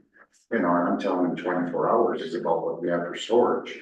If you start adding, you know, right to build. Yeah. You're building past what we have the capacity to keep the town safe with water pressure. If a fire event happens or a water main break, you're pushing the envelope a little bit back. I haven't run a lot of those numbers, but going through with Excel, it's a real concern. Yeah. So the reason why I wanted Brian to share these things is because I think we need another meeting. Yeah, absolutely, yeah. So we have a meeting coming up next week with our team to discuss water, to make sure EQRs and things like that. But we're also gonna just to make sure, we're gonna look at the utility plan, Mhm. you know, like just capacity, because I know Ryan shared some concerns. This is gonna be looked at, but just making sure that we're all on the same page. Because I know we're very early, we're very preliminary right now, which is fine. Right. But then we're gonna get into the deep engineering, and that's where it's like, we're gonna have to cross those Ts and dot those Is to make sure we are all working together. So I just want to make sure Ryan heard that. We are looking, the zoning problem is not the issue anymore. Now it's like we're going into the engineering side, which I know this is not, but we want to take advantage of the opportunity since we're all here to. Yeah, absolutely. Thank you, and thanks Ryan for coming. Absolutely 100%. Like, I would love to meet with you just to start, we can make a list of all the concerns. And then let's bring in our engineering team and let's just talk through all these issues and figure out if we have any capacity issues, we can navigate those. If there's anything that we need to do to supplement, to make space for this, we can do that, and just kind of get everyone in the room and start talking through it. You know, we just wanted to kind of, the purpose of today was just, you know, I know that you guys, the site plan and kind of figuring out what we can do there. And then, you know, we have, of course, have full engineering, everything, all of our civil documents that need to be created. We're planning on still using the same engineer that we have on this first phase. And we'd have SGM continue and we can sit down with you and have them meet in person on site and discuss, like however you wanna do it, but we're absolutely here to do that and kind of meet any concerns that you have. Yeah, yeah, I just wanted to kind of put it out there, I wanted to see what you guys were looking to, and you started off right kind of where I thought too is it was supposed to be open space, no more building, and this just kind of changes that whole aspect of how much water do we really have, you know, thinking about the rest of the town too, yeah. you know, it's the. Yeah, it's just- and we got a big forest fire ripping down the mountainside. But I think that we have had the experience of getting of being consulted ahead of the zoning concerns and water and sewer concerns and fire concerns. And we have really made a concerted effort, and I know Case makes a concerted effort, that we will not look at a formal application until he signs off. Absolutely. No, I think that sounds like a plan, yeah. Where this is at this point, because those kinds of protections come. Yeah, no, we agree. We can't sell units that we can't get utilities to and that are gonna have breaking utilities, right? Like, we have to be within the reasonable capacity of the town. Yeah, So you come up with a site plan that we like, then say that's nice, tell us when water and sewer and fire have signed off. absolutely. You see already. Until they have signed. Yeah, yeah. Understood, definitely. Issuing a COA for something that can't be built because of utilities or Yeah, that has legal happened. constraints or whatever, you know, no road access. Right. We've learned the hard way. Yeah, understood. Okay, let's get back to this. Do you have any concerns about material or anything? We'll evaluate it later. Yeah, I have a good one. Yeah, Yeah, we'll- you said it's in the same palette as everything else, so. Yeah, okay, absolutely. The one thing I did, speaking of these renderings, because I know we have two different color palettes in this phase that we're currently building. In this design, you can see that the front and rear elevations are similar, but they have different colors, and that's how we're trying to provide a little bit of an aesthetic difference, so they don't look the same. I just wanted to draw your attention to that, and if that. One building, you have two. So the front of the building, you can see like how the dormers have the gray, whereas the back, the dormers are brown. Here, like the colors of it's just because the buildings are, facing each other, so we thought that it would, provide a little bit of more interest in how they're sitting and the kind of material wise, so they're not all looking the same. But if that is not the route. One building wants to be one color, and then another building would be a different. Yeah, and that's how we did it in this phase, and the architects kind of went that direction. I mean, I liked it, but if that's something like that you guys don't like, we can change it, We'll do but, that later. yeah, It's gonna be the same material, it's just a matter of where you put it. Yeah. right, exactly, yeah. Okay, so we'll be, kind of, our next steps is we're gonna rework this site plan with kind of the feedback that you guys gave us today. Then we will take that, and of course, at the same time, work with, Ryan with making sure capacity and everything that we are putting into our civil documents, can support what we were planning and to bring before you next time. So we'll have, water, sewer and utilities all kind of cleared.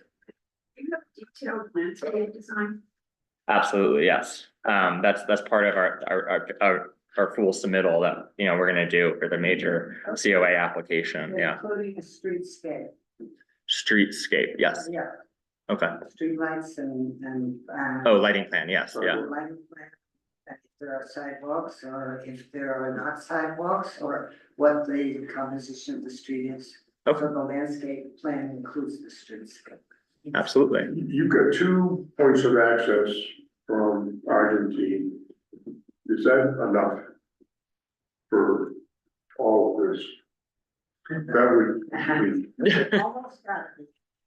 well, that's why I brought it up, because if That's what it's not, that's the time. That's what we gotta bring in the fire marshal. Yeah, I think the dead end fire is gonna say We something, should sign off on this. but that's all Oh, right. absolutely. Yeah, these are the same roads that we have platted right now. That's kind of Doesn't make Yeah. any difference, if he says it's not gonna fly. No, we'll change it. No, absolutely, yeah. But that's what I was just saying is like the hammerhead type turns were kind of what we did to mitigate fire access, and then that's why they're still here. Well, let's look at it, you Yeah. double the density, so effectively that space. Versus So, what it was. yeah, I mean, I don't know, it's, That'd be loud. it would be a question, do you need a third entry point? Yeah, we have a traffic study on this development, so we can also take like a look at that, and it's something maybe with, I don't know if that's something that falls in Ryan's purview, just Or to, the fire marshal, or the fire. or with Kelly, yeah. And we can we'll kind of run that by them as well. Yeah, I would just say when you run that, I want Ryan to be involved in that too. Yeah, definitely. Just, we're all thinking the same way, that's, Yeah, we planning on here, let's work closely together, like, you know, I hear your concerns and, you know, they haven't come to me yet, so, we wanna make sure that we're designing something and that works, and that you're happy with. Yeah. Why? And then we can supply, yeah, we don't wanna skimp on that at all, like, we want to make sure that this is done the absolute right way, and we know that you specifically have had to deal with a lot of crap from us in the past, and, we're trying to make that not the situation moving forward, and we hope that like this summer, like working with you, we've showed a little bit of that progress in there, and we hope to continue that, you know, finishing this current phase out, and also through the design of this. Yeah. He's a real asset to your success. Yeah, incredible. Absolutely. All right, thank you guys, everyone. Thank you. Yeah.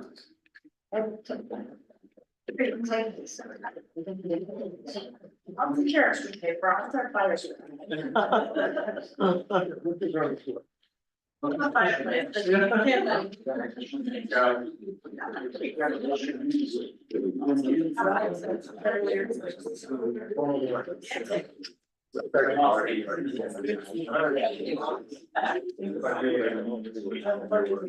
mean, we've done this additional account. Good, I see it.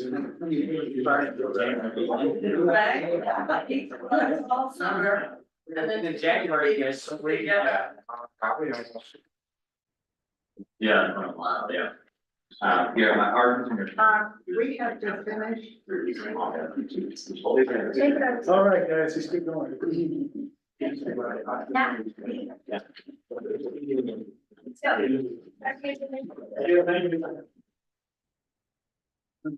What's next on the list? I lost it.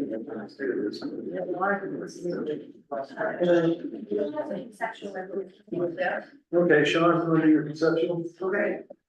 I have a client that needs to replace the porch roof. It's a 3-tab, the whole house is 3-tab. We're requiring architectural shingles. Is the commission okay with that, or do we match what's existing?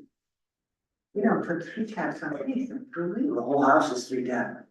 Right, it's over. It's older. Oh, man. How big is the porch? 2 square, so about 200 square feet. Where's it located? It's Kathy Hoover's house. Or East. You know where Kathy is, It's just on a porch, so it's not on the. It's not on the main roof. What's the pitch? Yeah, It's about, looking at it, it's a 3 or 4. not very visible. It's very visible. Oh, it is very visible, yeah. When you come down 8th Street, across the bridge, you look to the left and it's very visible. it's very. How about? How old's the 3-tab that's on there now, up above? I'm not really sure. It looks like it's in good shape though. And she probably can't manage to do both. No, actually. It's probably out of range. Financially. Yeah, it's, I mean, 3-tab is, they're all over town. Yes. Are you getting some? I'm pretty sure. Where I say, you crazy. Actually, pretty top. Tab. I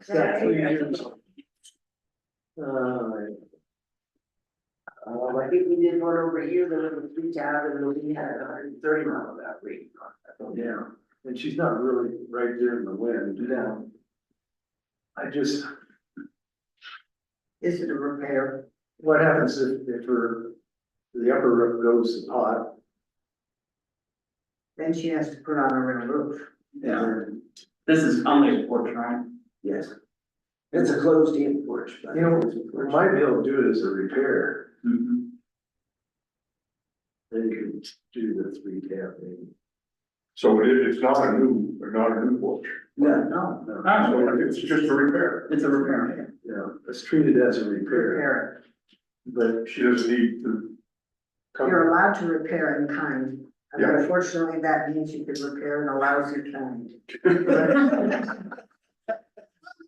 Sounds very kind, you're allowed to repair in kind. yeah, So repair her roof. okay, there you go. Okay, I just wanted to. Glad it's you, not me. Okay. Staff report. And actually, I got the staff report. Centennial Mile, Centennial Mile. Needs roofing. I'm just working next door in that section, there's no roofing. My machine's probably shot. You hear that? Someone No. Centennial Mill. I told them that a year ago. Yeah, Well, I didn't look at it. The roof is shot? Yeah. Other portions of it? Okay. Is it shingle? No. Oh, it's a road. The whole building, there's no whole building built with it, as it always was, I mean, that's proper restoration, unfortunately. But there's nothing in the back. Did it blow off? Probably. You could like some water shield on that, then Yeah. put that whole back, Back on. and it actually stayed for a while. Yeah, well, we tried roll roofing on the Saginaw and the Waldorf, and walked the roll roofing twice to the land. But the state historic, and so they insisted, you had to put on the original materials, we sat there and said, that it's not gonna last, I mean, with the reason the roof isn't there. Could I give you a 5-minute overview on the roof of our house that was replaced? Sure. Why not? They took 4 tons of material off of the existing roof. That'd be good. The cedar shakes and 4 layers of shingles, one on top of the other. And, but the roof is completed and, we were very pleased with these, people who worked on the roof. And, I'm amazed at how noisy it is to have a roof put on the house. But I think the house will be good for another 150 years, you know, because they put all the special stuff in. Yeah, all of that, so, I've done a lot of roofs in that neighborhood, most of them have 4 layers on them. yeah, The old, they're all- anyway. Okay, Okay, staff report. So we had a subcommittee meeting at Jones House for the Georgetown Museum. I unfortunately was not able to make it, so if you want to provide an update on that, that would be fabulous. Okay, sure. We basically, when was it, about 2 weeks ago? Yeah. something like that. For August 28th. Okay. So we met to talk about, steps that we needed to take forward, get the history of the building as well as come up with a scope. I'm currently putting a set of scope plans together, which hopefully I should have this weekend done. Took me a little bit longer than I was planning. And then Betsy, do you want to talk about the history? And I have, if you want me to pass it out, I printed it, so. That'd be great. So, of course, I started my exploration of the history of this building with Christine Bradley. And she was incredibly helpful. But what I have here is a draft. And essentially, it indicates in the specific documents that John built a saloon at 700 Tower Street. And which is currently called the Georgetown Museum. And that was 1874. this was in the same period as a lot of other commercial businesses were being established in this growing town. Historical records show that the initial building was specifically built as a saloon, which contained either 2 or 3 billiard tables and a bar. The long rectangular structure of the building supports this use, and the small narrow windows on the side of the structure provided some privacy to the establishment's visitors. Okay, so if you're over there shooting pool or getting drunk or whatever, there would be great big windows for everybody to see you from the street. The next iteration of the building took place in approximately 1893, when the saloon was apparently closed. And the building then housed a business that focused on gun sales and saddles. Horses being, I'm assuming, the main sort of which people were able to go. And at a certain point, let's see, oh, and then at another point, the building switched from guns and saddles to a Christian reading room. And this is just a supposition, which may be why it was sometimes described as a library. Because there isn't any support for it being officially a library. Okay, on the second page, you see the picture of the original building. The document from the Colorado Historical Society Office of Archaeology and Historic Preservation describes the commercial building as having a false front common to commercial buildings, and long narrow windows topped with drapery mullions, and front and side doors surmounted with transoms. And it was built on a rock foundation and 4-inch lap siding. And I think in the research, I'm not sure, I'm gonna have to go back and look at this, but I think the 4-inch lap siding was metal. But I'm not positive, so I can check that. It wouldn't have been. It wouldn't have been. It would have been metal. No, usually it would have been, okay. It's probably still on the side there now. Yes, it's probably under it, yes. Okay. And then below the picture, additional descriptions are contained in the enclosed documents. At a certain point, the building was acquired by the current owners. And we weren't able to ascertain the exact date of that. So we're gonna figure that out. There was a period in Georgetown when collectibles were attempted to be saved from Georgetown's historic past by individuals in town. And some of those were housed in what we now know as the Georgetown Museum. There is no historic documentation about whether this collection of items was able to be seen by the public. And it was recommended to me by Christine Bradley that I talk with Cora Blue to see what she remembers. Oh, you could get in the Georgetown Museum because you could get in the organized first one. Really? Yes, and yeah, and it contains, yes, in the 60s. In the 1960s, you'll get in the Georgetown Museum. It's a private museum. Yes, it's a private museum. It was the same family that's got it now. Yes, the Chankel family. It also contains, what they did was when the Georgetown Courier went out of business. And the Courier was in what we call the Courier building, right behind the Alpine Hose. But the printing press from the Courier is still sitting in that building. And they still have some of the other artifacts from the original, from the Georgetown Courier. I don't know what else is in the building at this point. Last time we were in it was maybe 8 years ago. Oh, she was up here selling things out of it.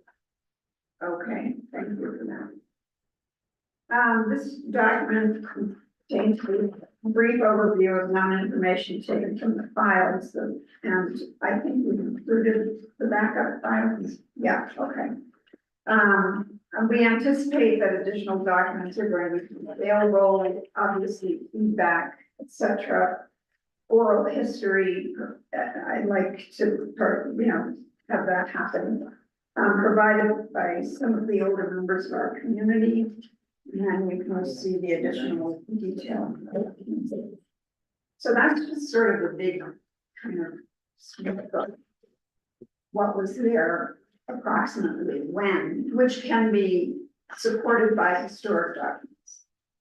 And then, whoever you recommend, Cindy, I talked to about that whole collectibles kind of dynamic, and I had no idea that you actually could go in. Yeah, it was the Danes, it was Lucy Oh, Dane. it was the Danes? Yeah, it was Okay. Lucy Dane. No, Oh, now it's mine. No, it was Robert and Lucy Dane, and they had. Oh, the Danes, not Danes. the Danes. Yeah, Okay. DAME is, yeah, but it's Robert and Lucy Dane, because they had it, way back when we first, inventoried it. Okay.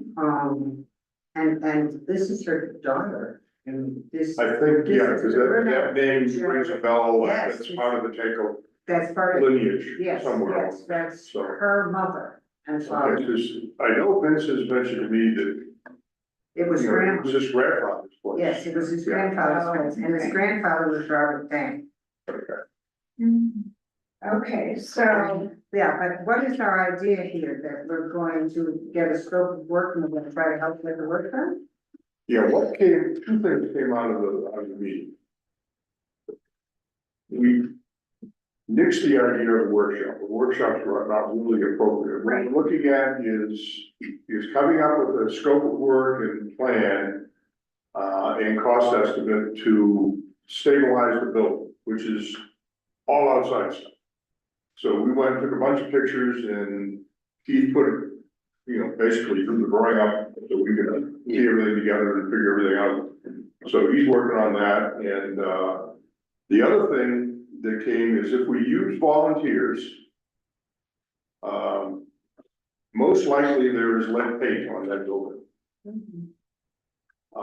Before we go anywhere, I would strongly suggest that, and this is maybe a touchy topic to bring up with Vince, that we get an assessment done, a professional assessment done, basically get it tested.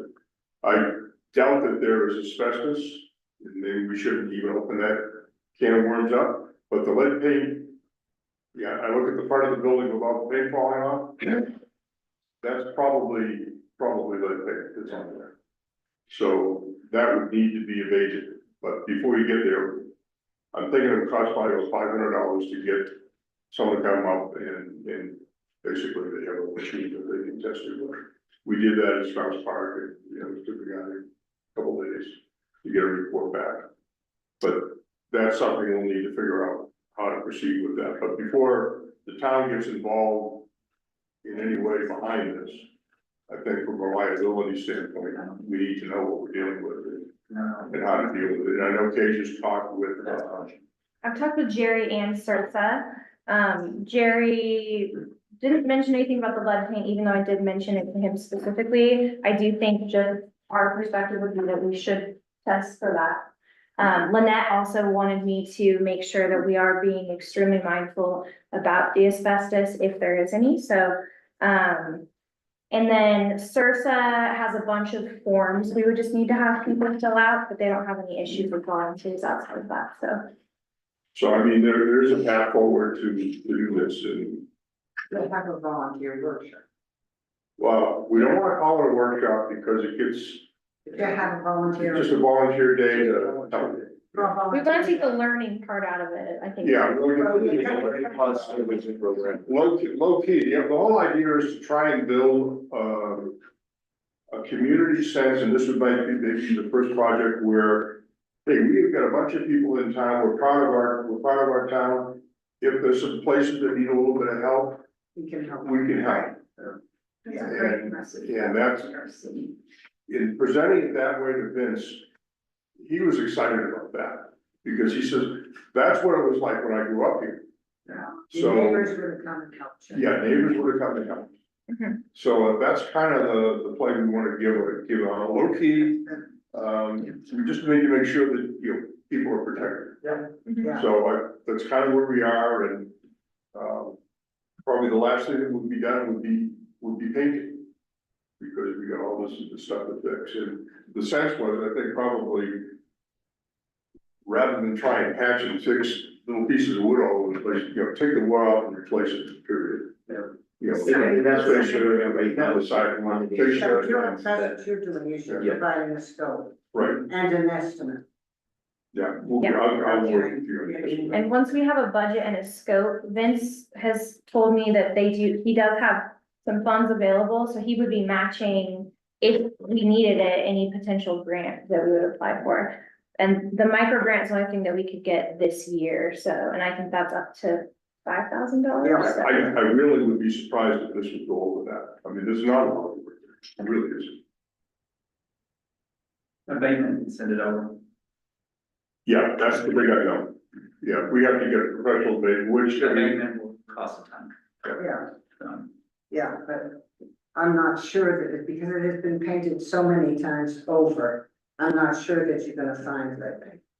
well, if it's there, they'll find it. Yeah. Yes, I understand. And the front is,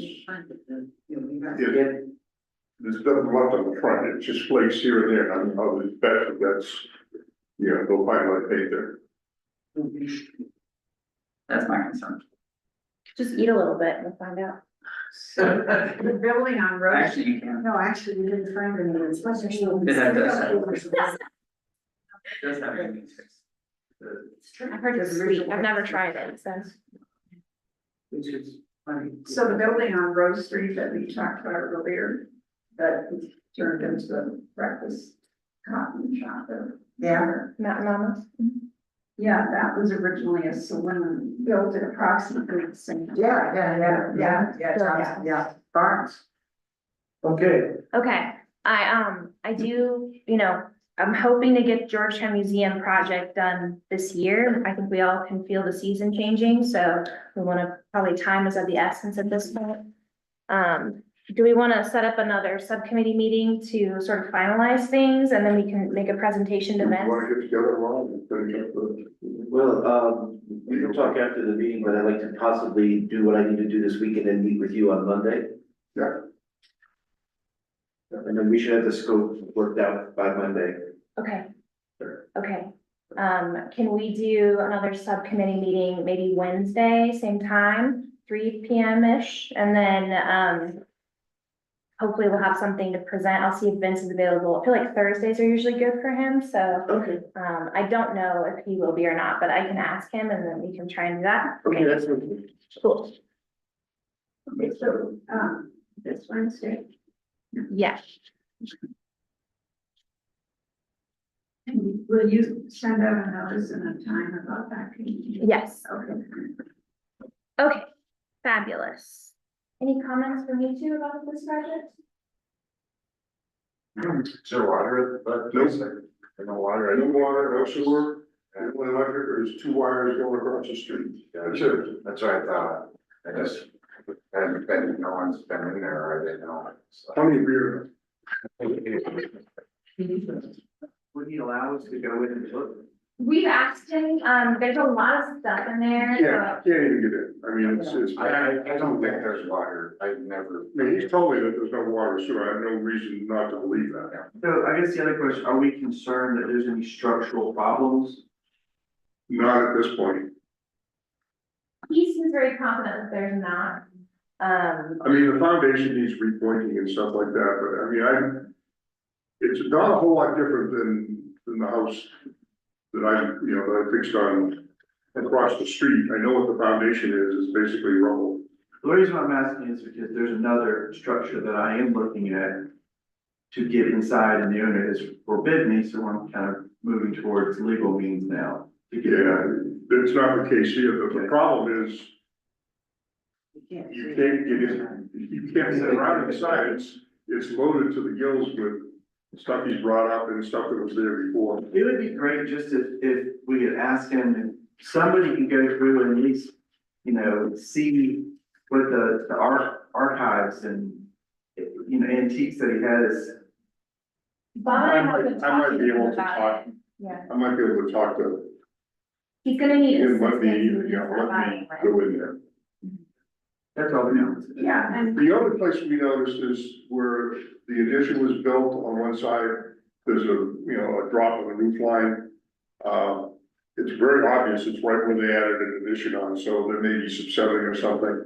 I mean, he says he's not aware of any real significant structural. We don't want to add a ton of scope to the project. No. That's We wrong. We're just saying, you know, Get the front behind city rights. we have to remember, this is privately owned, Yeah. and we're just there to help stabilize the building. That's our charter. We have Stabilize it. costs, it's not gonna happen. Okay. Yeah, keep that in mind, it's not gonna do anything. What else we got? Okay, do you have any updates on Koski House? No, whatever, no. Okay. Cindy, you got any? I do wanna go on that one. We tried to find the water meter in there. Do you know where that one's at in that unit? I'm talking about because I'm still trying to wrap up the lead and copper survey. Yeah. And these are a couple on this are, the ones that just haven't been worked on and lived in a while. I just haven't had access to. And I know when he was working on the porch, we tried to find it in there. That's this unit, right? Yeah. I'm assuming. I was wondering if you knew anything about that one. I don't. I have to think about that. Okay. Well, we kind of looked around and there was a lot of stuff in there too that, if there was a hatch or, just so I could see the meter. and If I had to guess, I think it's underneath the kitchen. with pipe, okay, probably in there. That's just to finish my survey. Let's just go on. Nothing, that's all. Cindy, you have any Excel updates? No, Excel still very silent, actually. Okay. Excellent, very much silent.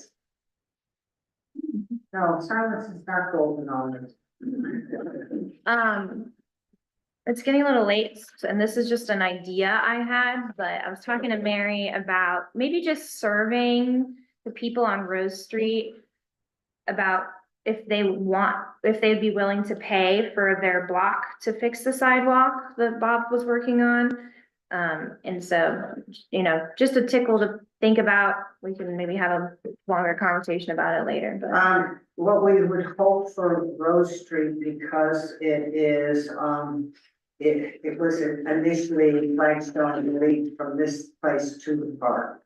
And that was the intent. Our law says that they need the property owner is responsible for that sidewalk. To ask people to afford flagstone is a huge ask. To indicate that we're telling them that they need to worry about fixing that sidewalk will, I think, provide us with a lot of applications for concrete sidewalk where we don't want it.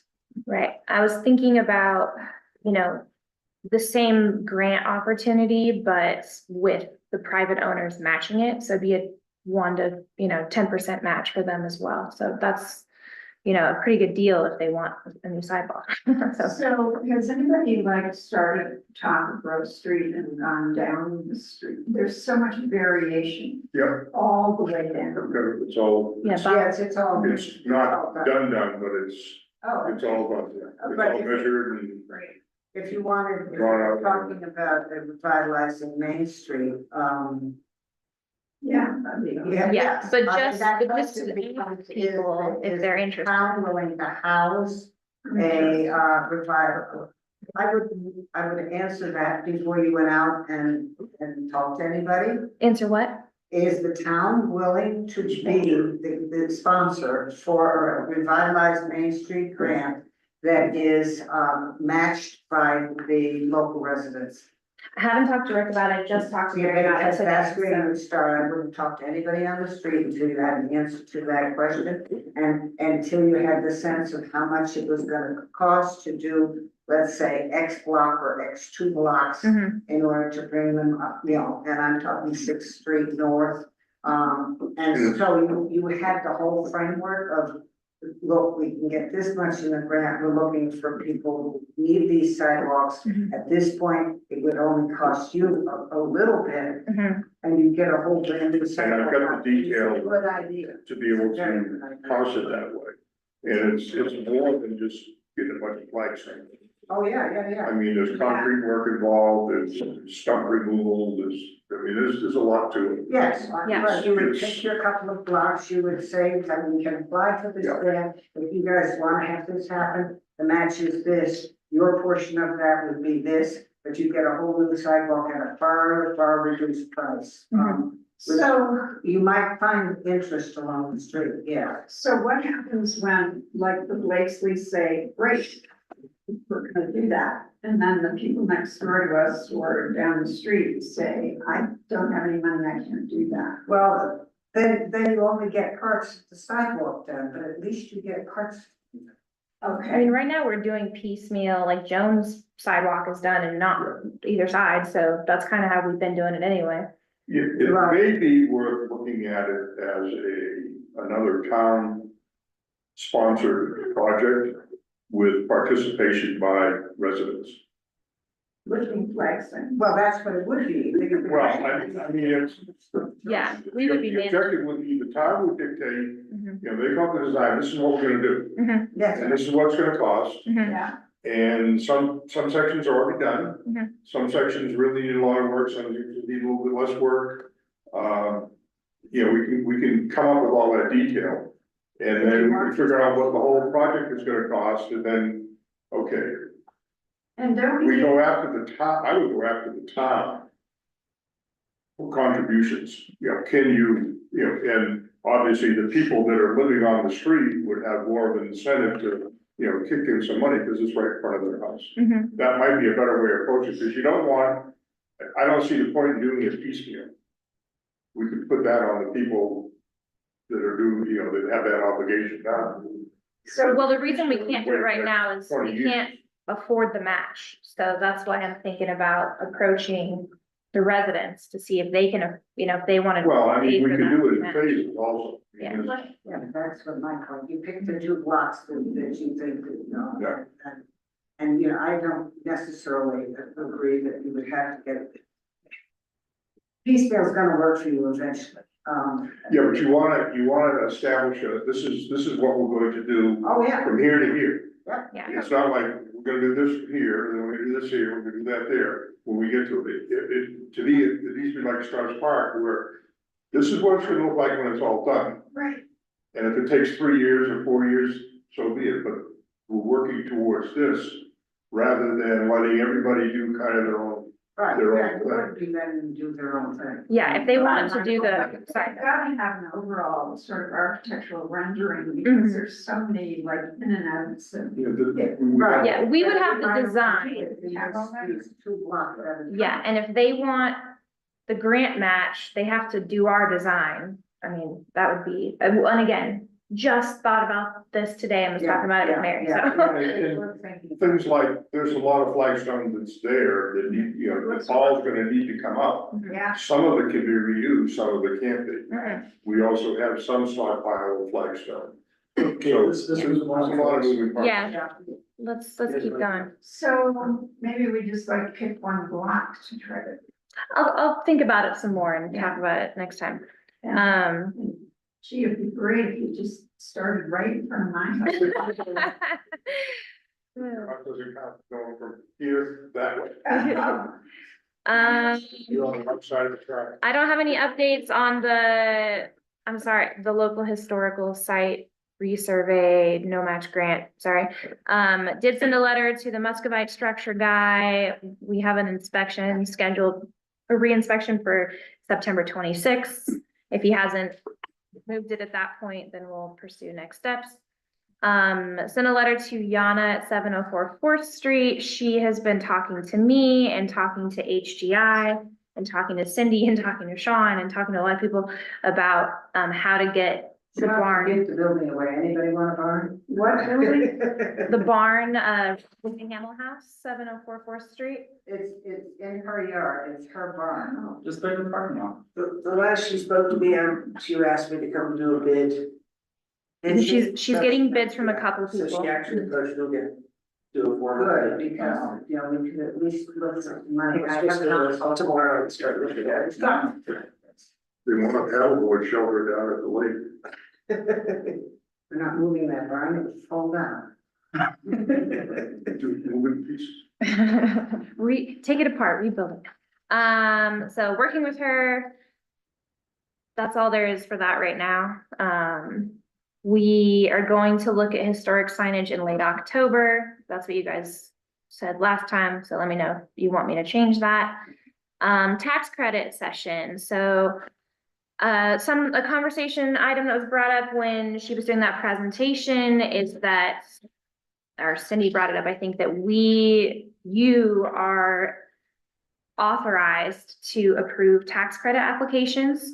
And we do have a resolution number 15, series 2018, where our board approved you guys being a tax credit authority. And so, just so you're aware of that.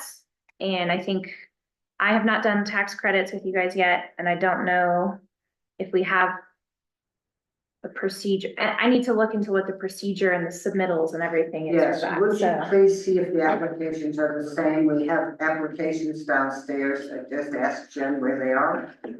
But it would be time, I'm sure the state has a tendency to update their applications. I do think it's new. So, yeah, and if everybody doesn't have one of these in their notebooks, and I looked through my notebook, I thought I did, but if you don't, can we seriously ask, folks to read what a certified local government is supposed to be doing? Because we do lots of 106s and we do lots of these kinds of things, and as we are running with FERC, are you checking on FERC? I need to send you, I've got a couple of. Would you let us know, because I think there's a meeting coming up on that, but if we really could read this thing so that we have a sense of what our required role is as a certified local government, it probably would be good. So we haven't seen the last of the highway department as far as work on major work through this part of the world. So I think we need to have a few folks who in the back of their head say, you know, we have the right to say X. Okay. So should we establish a date that we're gonna review this? Email me on to. Yeah. So actually, what I just handed out is the reference, the table of contents for your binder. The most recent one, if you could look through your binders at some point and just compare what you have with what's on here. And if you're missing something or you have an outdated version, tell me and I will print it for you or email it to That's you. not the reference number, that's just. No, this is the book of reference book, I don't know why I named it that. It's the table of contents for your binder, so. So the CLG, the Certified Local Government Handbook is one of those things, but if any of those things are outdated in your binder and you want an updated one, just let me know and I will print it for you. Keith, you should be good, so. Do we want to establish a date during which we should have read this? I actually sent it to you. Cindy? But at some point, we should put on an agenda, but not one that has business things on it. So, yeah, end up writing down that we, gotta put it, the CLC and the bottom. But I'm not ready. The annual report is due November 1st, so. It should be the same thing in October, but let's see what that is. It should not. We did have ready to vote. Yeah, before the second meeting. Did everyone hear that? Yep. Okay. Okay, haven't investigated which budget would make sense for sending brochures. We'll get back to you if I have an update on that. I have talked to Pip and he is doing the wood cladding, he promises, so keeping an eye on that. Annual report is due November 1st. And then we already talked about updating the binders and that's all I have. Good. Oh, and then before you leave, I need you to sign some old minutes too, so. Okay, very quickly on the National Register thing, the establishment of the National Register District, I have enlisted friends' assistance in creating the maps for it. I have applied through the Georgetown Trust because quicker and easier for a planning grant. The Carl McWilliams, who did all of the 2014 work, will be in town October, and Eric Twitty will be in town in October, and these guys are not amused by the fact that we have to do this, and they are certainly willing to, they're both committed at this point at 50 hours, to help us put this together, which is very nice. That the planning grant is because they're not doing this on volunteer time, nor should they, because we need their professional concur on the whole effort. More on what that effort actually looks like when I can get together with Brent and we can really show you the maps, because it's fascinating. The Georgetown map was really interesting. And it checks out well thus far. So it's, Okay, that's it. I did, if anyone's interested in resolution 15, I printed like 3 copies just in case anyone wants to see What's it. it about? This is the CLG, the tax credit review resolution. Where the board of It, selectmen essentially said we had the power to do that. mhm. Okay. do we have minutes? Yes, Anybody have any corrections or additions? with the reason, I'm very excited.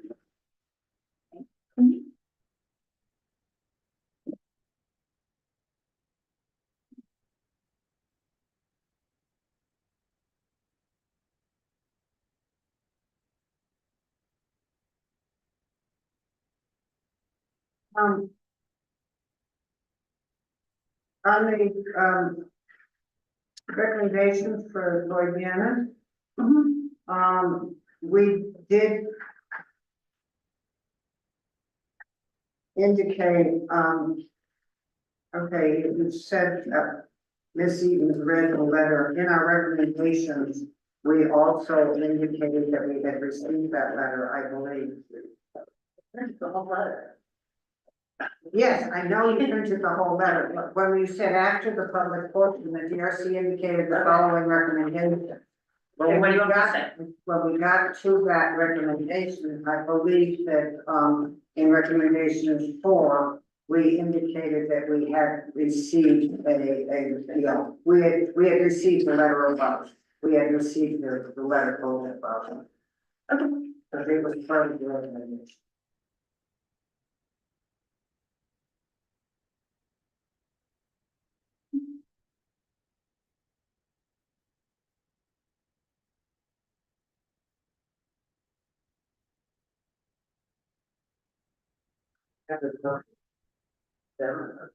Thanks. I don't check that there. Okay, anything else? Somebody make a motion. Make a motion to approve with the corrections. Second? Second. You make the motion. All right, all those in favor, say aye. Should we go? Let's go. You wanna watch concrete being poured on with the parking lot and stuff parking? And, that's Sorry.